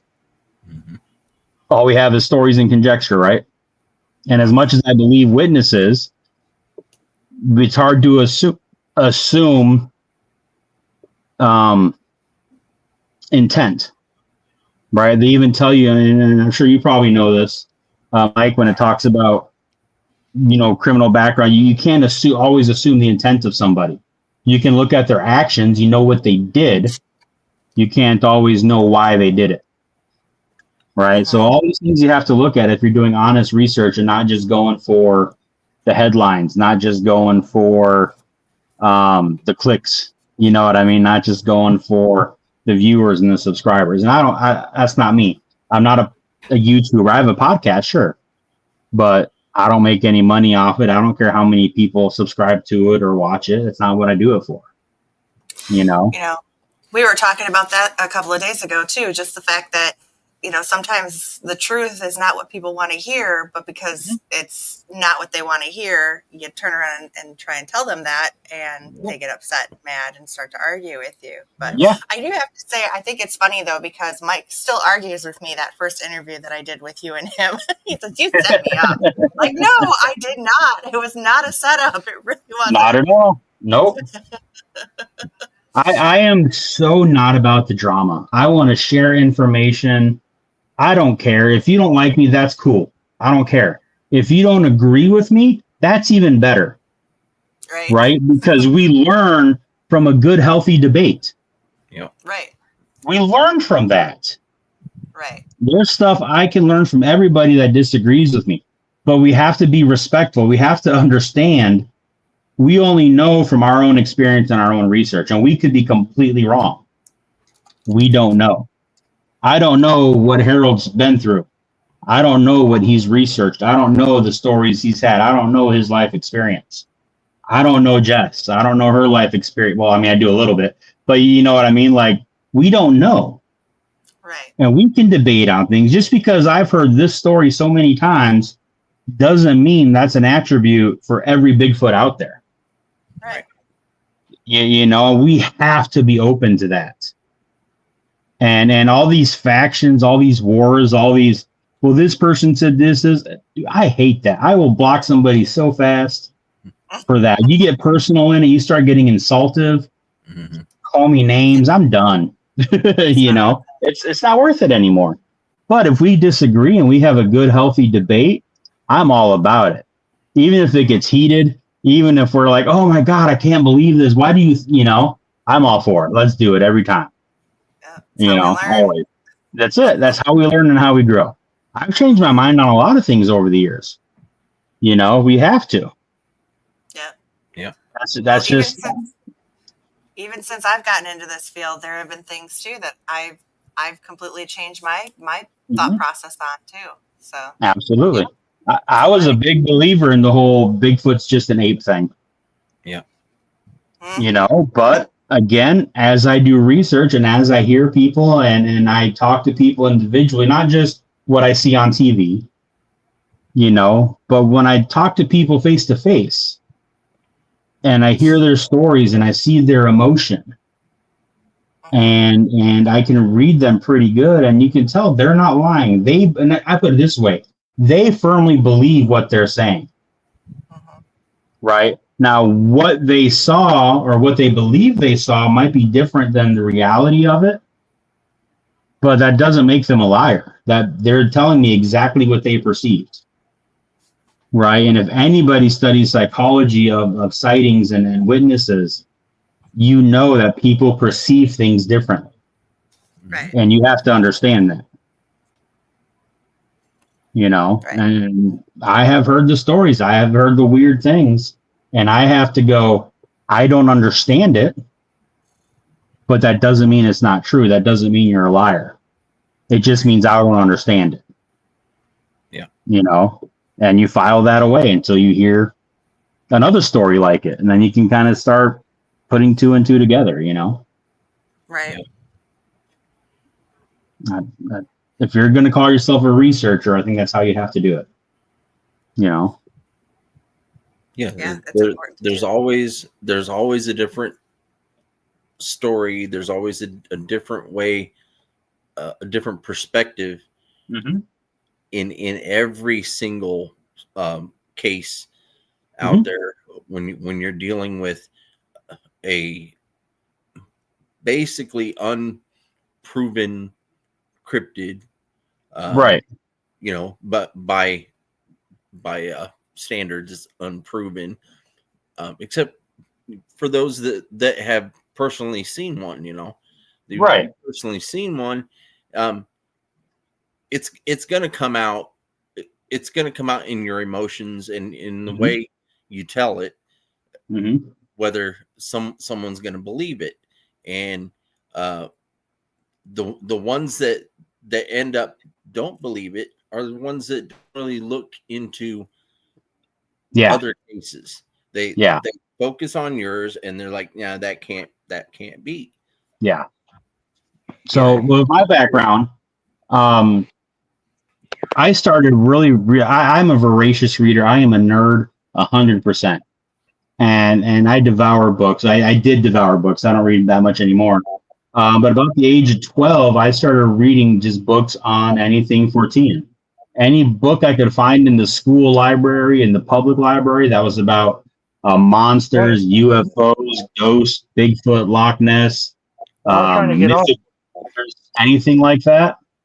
I devoured it, you know. At the age of about 16, we finally got the internet at my house, and I discovered like the BFRO website that has their listing of sightings. Mm-hmm. And I started going, pick a state, alphabetical, go to the first county and read all their reports. And just started reading. And I've gone through thousands of reports, thousands and thousands of them. And you would be surprised the connections that you start hearing. Right. And I can't say I built a profile, but I've read so many reports, I can tell what is familiar behavior and what isn't. Right. I can tell what behaviors are reported a lot and which ones aren't. Right. You know, I don't have eidetic memory. I don't have photographic memory, but I have really good reading comprehension and reading recall. Right. So let's say Harold tells me a story of this one action he heard a Bigfoot take. Then I can go, well, hey, I know like 3 more stories like that, and I can tell you what they are. Mm-hmm. And then we can kind of analyze, you know, things like that. Or let's say Jess goes, you know, I've never heard of a story of a Bigfoot actually doing a wood knot. Has anybody reported that? And I can go, well, yeah, actually, there was this hunter out in Colorado somewhere, Wyoming somewhere, who was elk hunting, and he heard some knocks, and he thought it was maybe a couple of bucks fighting. And so he went looking, and he actually looked through a copse of trees, and he saw a Bigfoot there, like partially hidden by the trees, and he saw it knocking on a tree with a branch. You know, things like that. So that's kind of how I really got into research. And when I first started coming out on like podcasts and people interviewing me, that was kind of what I did. I was like an encyclopedia of that kind of stuff. And then everything is kind of blossomed from there and into doing my own stuff and just, again, just collecting stories is what I love to do. And you can learn so much from that and comparing it, you know? Right. Yeah. It's like, me with my first encounter, that was you know, I never was interested in cryptids for most of my life. I used to live out in the woods when I was a kid. For a whole year, I was in the California mountains. Never saw, never heard, nothing like that. And then I get older, and I come across they came across me, 2 cryptids standing right in front of me, and each one of them looked different. So, you know, you got a 9-foot tall Bigfoot, and then you got something that's about 7 feet tall that looks like a dog, looks like a wolf, you know, but he's got the same body as a Bigfoot. So for the longest time, I'm telling people it's a dog-man-like creature, right? The head of a dog. You know, I never once did say, "Oh, it was a dog man." It was a dog man like creature. Sure. You know, that's how I told several fellow researchers in the beginning when I started telling my story. Well, you know, then I got interested in all that about you know, having these different researchers telling me, well, the comparisons, right? And that's what got me into that. It was drawing comparisons with other stories, other people's stories, other people's factual events. Mm-hmm. You learn to decipher the factual and the somewhat on the fence. Yeah. And that just comes from, I think, experience. Mm-hmm. Not like personal experience, but experience and research. You know, This is what's funny. I tell people. People say to me things like, "Well, you've never seen a Bigfoot, so obviously, how can you know about them?" And I go, "Oh, have you seen a Bigfoot?" "Yeah, I saw one back, And I go, "Okay, well, let me ask you this: when you saw that Bigfoot, did you have this amazing download in your brain of all this information of Bigfoot? Like, was there some kind of psychic download from a hard drive into your brain that now you know all this stuff about Bigfoot?" Right. And they go, "Well, no, of course not." I said, "Okay, well then what does seeing one have anything to do with knowledge?" Right. Like, you saw what you saw, and I'm not going to say you didn't, and you experienced what you experienced, but that doesn't mean you know more than I do. Right. That doesn't mean I know more than you do. You know your experience. Like, that's great, but you can't tell me that I don't know what I'm talking about based on the fact that I've never seen one. Right. And I get that quite frequently in social media and stuff. People will try and say something like that, and it just, like, come on, if you're going to argue with me, have a good argument. That's not a good one. Mm-hmm. Like Roman says, individual perception plays a huge part in any encounter. Yep. 3 people seeing the same thing at the same time. Have different perceptions. Yeah. So I used to run restaurants, and one of my biggest things was hand washing, right? When you go to the restroom, you take off your apron if you have an apron. You wash your hands in the bathroom, but when you come back to the kitchen, you wash your hands again. And they were like, "Why? I washed them in the bathroom." I said, "Well, I get that. I understand you washed them in the bathroom. But the person at the counter didn't see that." Right. All the person at the counter saw was you leaving the bathroom, coming behind the line, putting on gloves, and cooking. Uh-huh. Right? So what their perception is, you didn't wash your hands. Right. That's who's getting called to the health department. You know? So even if, and you better wash your hands in that restroom, when you get back on the line, you wash your hands again. That way everybody can see that you did, and there's no question, there's no issue there. Right. And I would tell them, perception is reality. If that customer thinks you did something, you did it. Even if you didn't actually do it, to them you did. I can argue with them all day. Well, no, they didn't do that. Well, I saw them do it. You know, like, perception is reality. It's the exact same thing with witnesses. The exact same thing. Yep. They might not have perceived correctly, but to them, that's their truth. That's what they believe. That's what they saw. And you just can't argue with that. Yeah. Like when I interview a witness or whatever, you know, it's like, okay, tell me your story. I'm going to sit there and I'm going to listen to everything they have to say, and I'm going to take it as their truth. Yep. That everyone has their own truth, and it's up to us asking the questions to decipher what is actually more perceivable truth, something that can be proven. Right. You have your opinion, you have your proof, and it all lines up.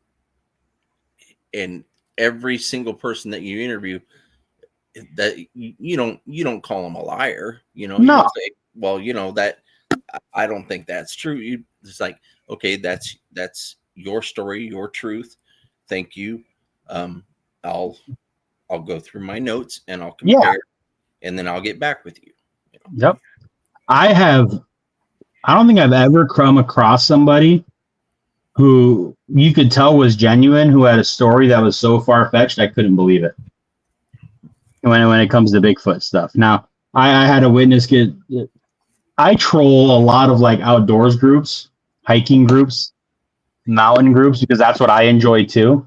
You would be surprised. Maybe you guys wouldn't. The average person would be surprised of the stories that come out of those groups. I got a story from a guy who was hiking in Florida, North Florida, and he was coming up a trail and he heard a hog, you know, wallowing in the mud. So he stopped and got off the trail and looked through the brush and the sawgrass and stuff and saw a hog wallowing up there. And he was kind of being leery of it because it was a big hog. And if you know anything about feral hogs, they're dangerous. You know, they can and will come after you. So he was watching it, and as he's watching this hog, it becomes a blob, like an oily looking black blob. It shapeshifts.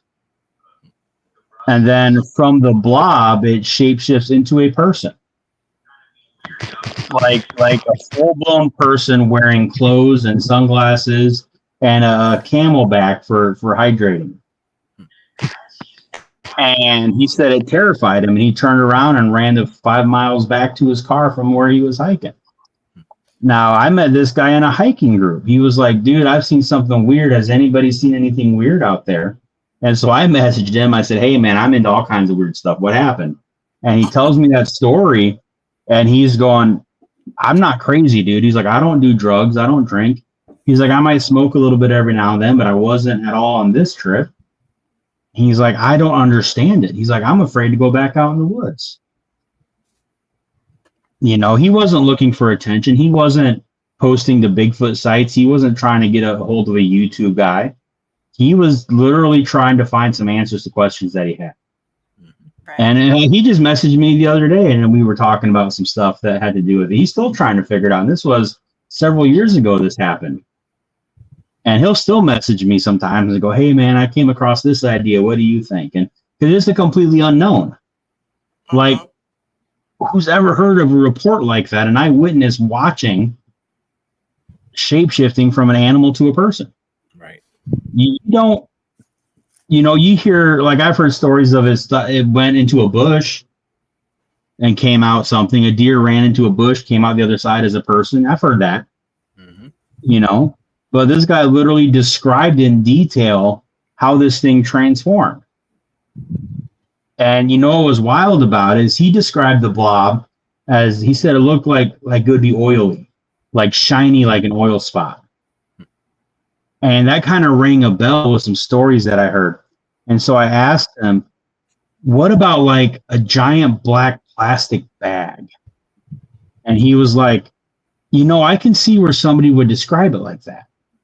He said, to me, it was just like an oil spot. He's like, but I can see where somebody would call it a giant plastic bag full of air, like a garbage bag.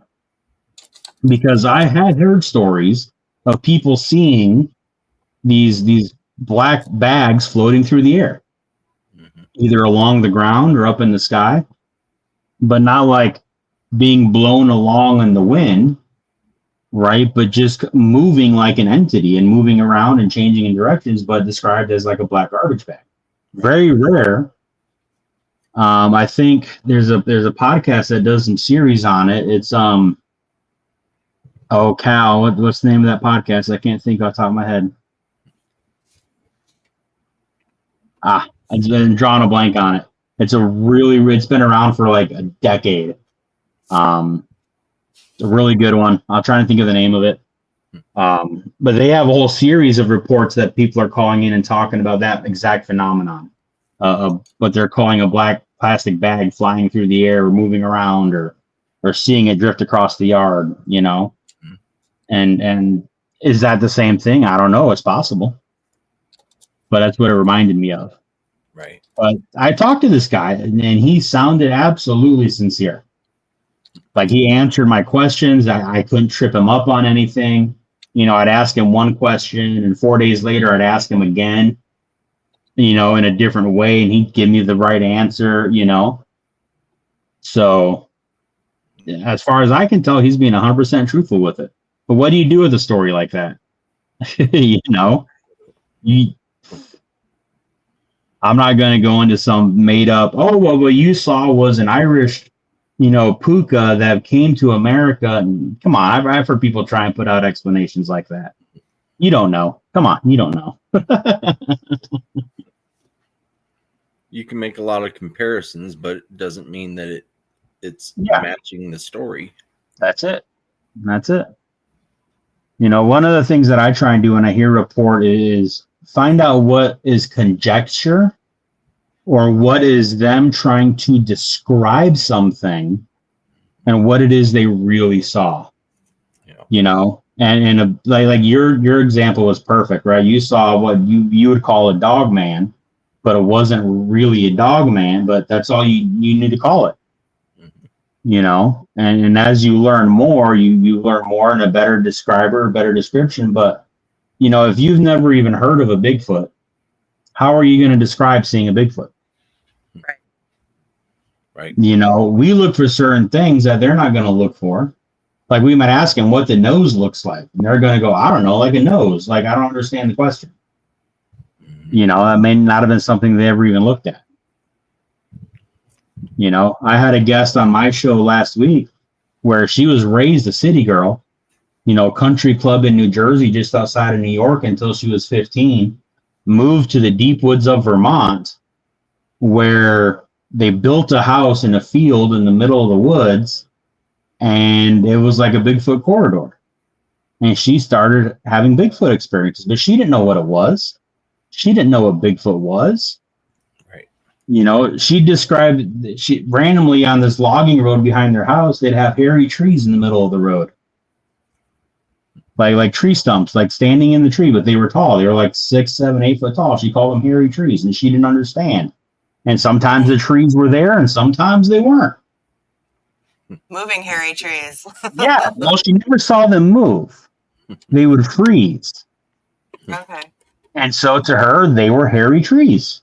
Mm-hmm. And sometimes they were there and sometimes they weren't. She didn't understand. She'd ask people, you guys have hairy trees around here?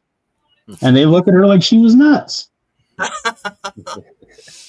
She talks about one time she heard her brother calling, and so she went to try and find him. And she ran over these little hills on the ground and then stepped on it. And when she stepped on it, she heard a oof sound. And she's like, I just stepped on this hill on the ground. I didn't know what it was. And then she said she stepped off of it and looked down, and a hand came out and tried to grab her ankle.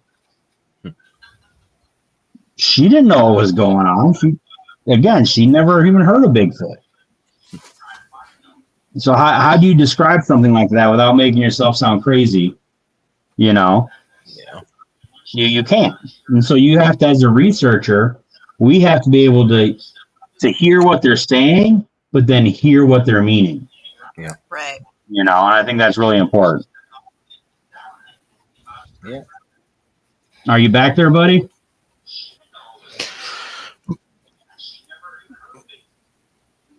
Not quite.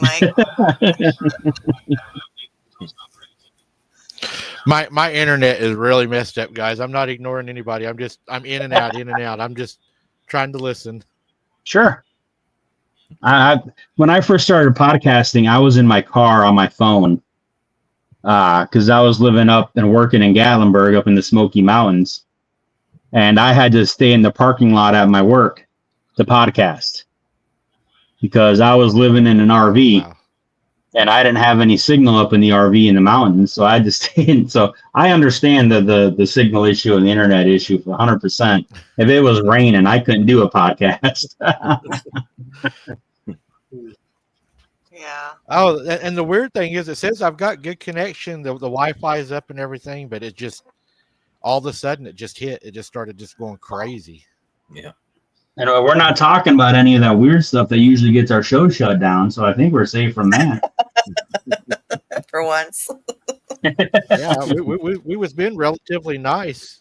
I thought we were being good anyways. Yeah. Jesse, as long as Jesse was behaving, we're good. Come on, one person, one time. Listen, I always thought that was kind of hokey when somebody did that on their show until it happened to me one time, and I was kind of like, I get it. Yeah. I'm in the middle of a show and we're talking about something kind of, you know, controversial or maybe blaming some people or something. And next thing you know, I will go from 5 bars to no signal. You know, I've been noticing that even with my phone calls now. I thought, okay, I understand the shows. Right. But I'm thinking, oh, you know, they're never going to, you know, bother me on my phone. I've actually had phone calls start to go wonky the minute I'm talking about stuff like this. And it's like, I know Google's always listening, but this is ridiculous. I haven't had the phone call issue yet, but I've definitely had a show or two where for some reason we started having a lot of technical difficulties and we had to stop the show. Mm-hmm. You And know. when I first started doing this, I actually did an interview with a gentleman who was sending me information and photos and telling me some of the stories and stuff that he experienced. And he's like, now make sure you get rid of these off of your, computer. If you're going to save them, put them on a hard drive or something and get them off your computer. And I'm going, okay, well, I'll do that anyways, but okay, that's a little extreme, Right. considering I'd only just started talking to him, and now I understand why. I Yeah. really do. Mm-hmm. Things will disappear. Yep. Yeah, I wouldn't have believed it, but nope. Yes, it happens. Until you experience it. I've gone back to look for pictures, and I know where they're supposed to be, and they're not there. And they weren't even anything fancy. Yeah. They were just, basic pictures of something, or, a blob squatch here or something there, and you go back and look and can't find it anywhere. I was doing a video this morning because I had a doctor's appointment. Well, at this hospital that we went to, there's some trails with all kinds of trees, and then in that hospital parking lot on the edge of it, there's a really cool dry creek, right? And it's got all kinds of trees and plants and grass, and I noticed that there was a lot of areas that looked like something was going in and out. So I get on to film, and I'm filming it, and everything looked like it was filming, right? I had my introductory part of the video came out just fine. It's still on my phone. Then I went to do a slow motion film of it. I walked and did it in the slow motion mode. It says it was recording, but as soon as I got done, nothing on my phone. It was gone. Yeah. I had to do that like 3 or 4 times before I could actually get enough to make a video. Sure. One of the things that I notice, and I don't know if it's just me or if it's some kind of Mandela effect, but when I go back to try and pull up something that I researched 20, 30 years ago on the internet, right? Because if it's on the internet, it's there forever, right? We keep hearing that. That's not true. That's not true. Because I have a pretty good memory when it comes to stuff. And I go, oh, yeah, okay, so I remember this exact website. I remember what it looked like. And so you go to find it, and you can't find it anywhere. That information is completely erased. It's gone. No matter how I look, I can't find it. Yep. And it's like, I know that was there. I'm not crazy. I remember spending hours perusing this website, and it's gone. It's gone. You can't find it anymore. It's really frustrating because it makes me sound like I'm crazy. Because, oh yeah, I say something kind of weird and wacky, and I go, here's the website where I found this from, and then you can't find it anywhere. That's why I got in the habit of taking lots of screenshots. So if you look at my phone, I have like 50,000 screenshots of things. Sure. I couldn't tell you where anything is exactly, but it's there somewhere. Nowadays, 30 years ago, we didn't have that option. We still had dial up, and we weren't doing all that fancy stuff. But that's frustrating. That is frustrating when that happens. Yeah. Well, hopefully we can get Mike in here soon so he can at least yeah, I mean, I don't know. We need to wrap it up, or it's only been 2.5 hours, so I mean, only. But hey, the way I see it, as long as the audience is still engaged,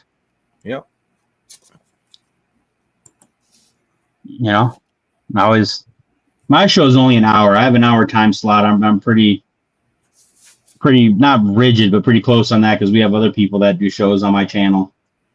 So I try and be very aware of that. You're still doing your show on Grizzly Outlaw, right? Okay. Yeah, Bigfoot Outlaw is the YouTube channel. We have lots of different shows on there. Bigfoot Outlaw. And my show is generally Thursday nights at 10 Eastern. But this year I've started flexing that a little bit for interviews. I'm doing more interviews with people. and I'm able to flex that for their schedule a little bit. So some nights I might have a Friday show or a Wednesday show at a different time, just to accommodate a guest schedule. And so we have fun with that. This week I have Marie DeMont coming on from the Mid-Florida Bigfoot group. She's a lot of fun. I was just at the Great Florida Bigfoot Conference in Ocala here on Saturday. And that was a blast. I got to meet some old friends and meet some new friends and just have a good time. I love doing the conference and festival thing. I have a blast doing that. Oh, yeah. There's that post. So Thursday nights is when you go on. What time on Thursdays do you go on? 10 p.m. Eastern. 10. The show is called Paranormal and Cryptid Rabbit Holes.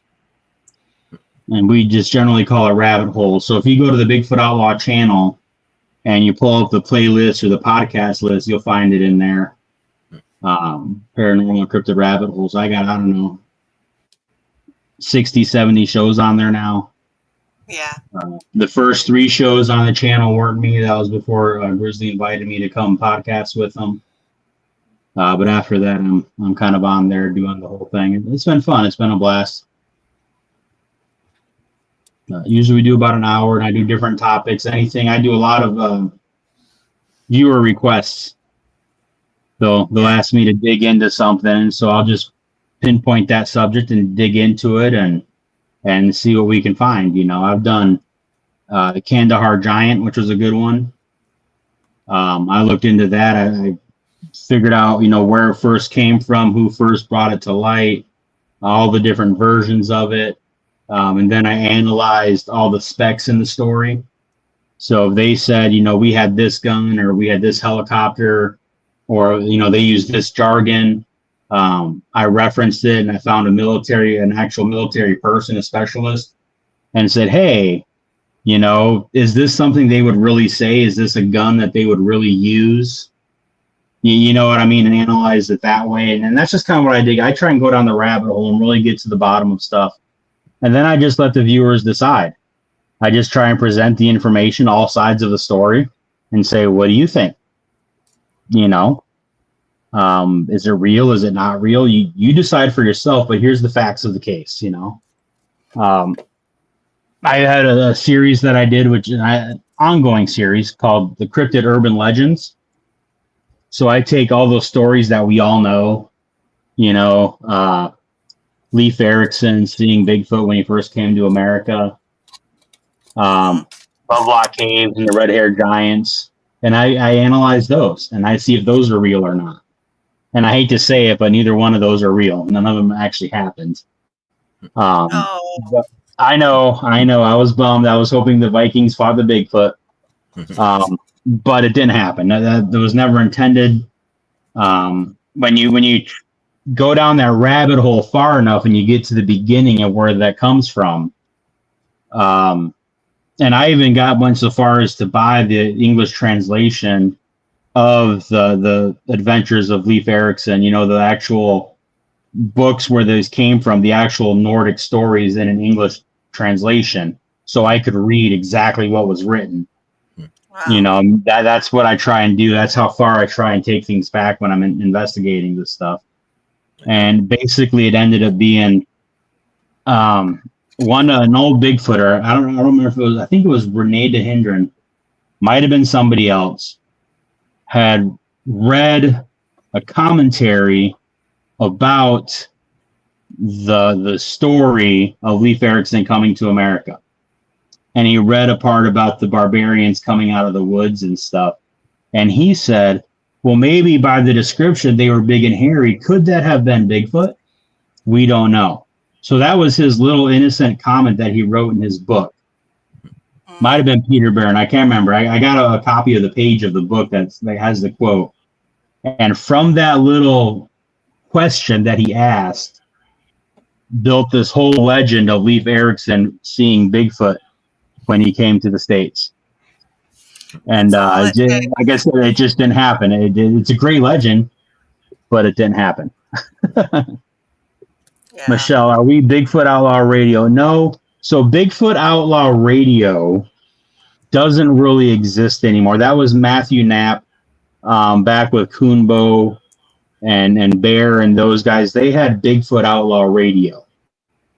That was the name of their show and their podcast and stuff.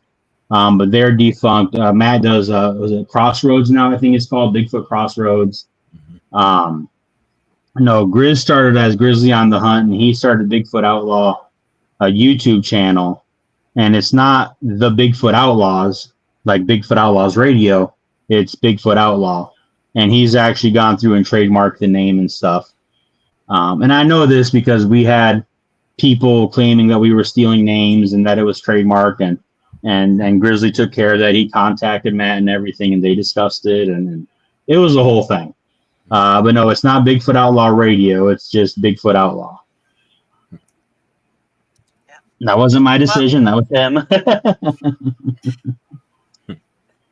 Well, I think we have Mike back, maybe. Yeah. And so There you go. yeah. No, that's a good question, Michelle. It's a good question. No, he's gone again. Yeah. Um, Well, I was just gonna say, but we can wrap this up for the night, and Sure. definitely have you back on for sure Yeah. in the future. Yep. That'd be fun. If you guys want to get a hold of me, just look me up on Facebook. Justin Decker. Look for the guy with the hat and a bandana. Yeah.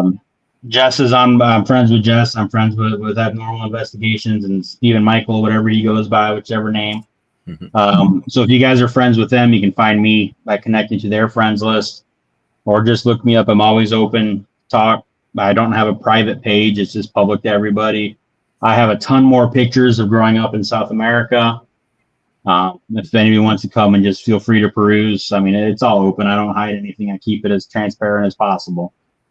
So always willing to have somebody look me up and say hi. I do recommend to people, if I don't know you at all, message me and tell me that you heard me on a show. Mm-hmm. Don't even have to tell me what show. Just tell me you heard me. Tell me you want to talk to me, and I'll accept it. But obviously, in this day and age, you get so many bots and so many fake people and stuff where if we don't have several mutual friends and I don't think you're a real profile, I won't accept you. Yeah. It's understandable. Yeah. Just drop a line, drop a message, whatever. And yeah, we'll be friends. I got lots of room. I'm not one of these guys that's, already at 5,000, so I can't accept it. I'm not that popular. All right. Sounds good. So everybody knows how to find you and how to message you, how to get in touch. So, Yep. And yeah, definitely love to have you come back on. Hey, thanks for having me on. I appreciate it. I always enjoy getting out and talking with other people. It's a lot of fun. Yeah. It was good meeting you, Justin. You too, man. I enjoy it.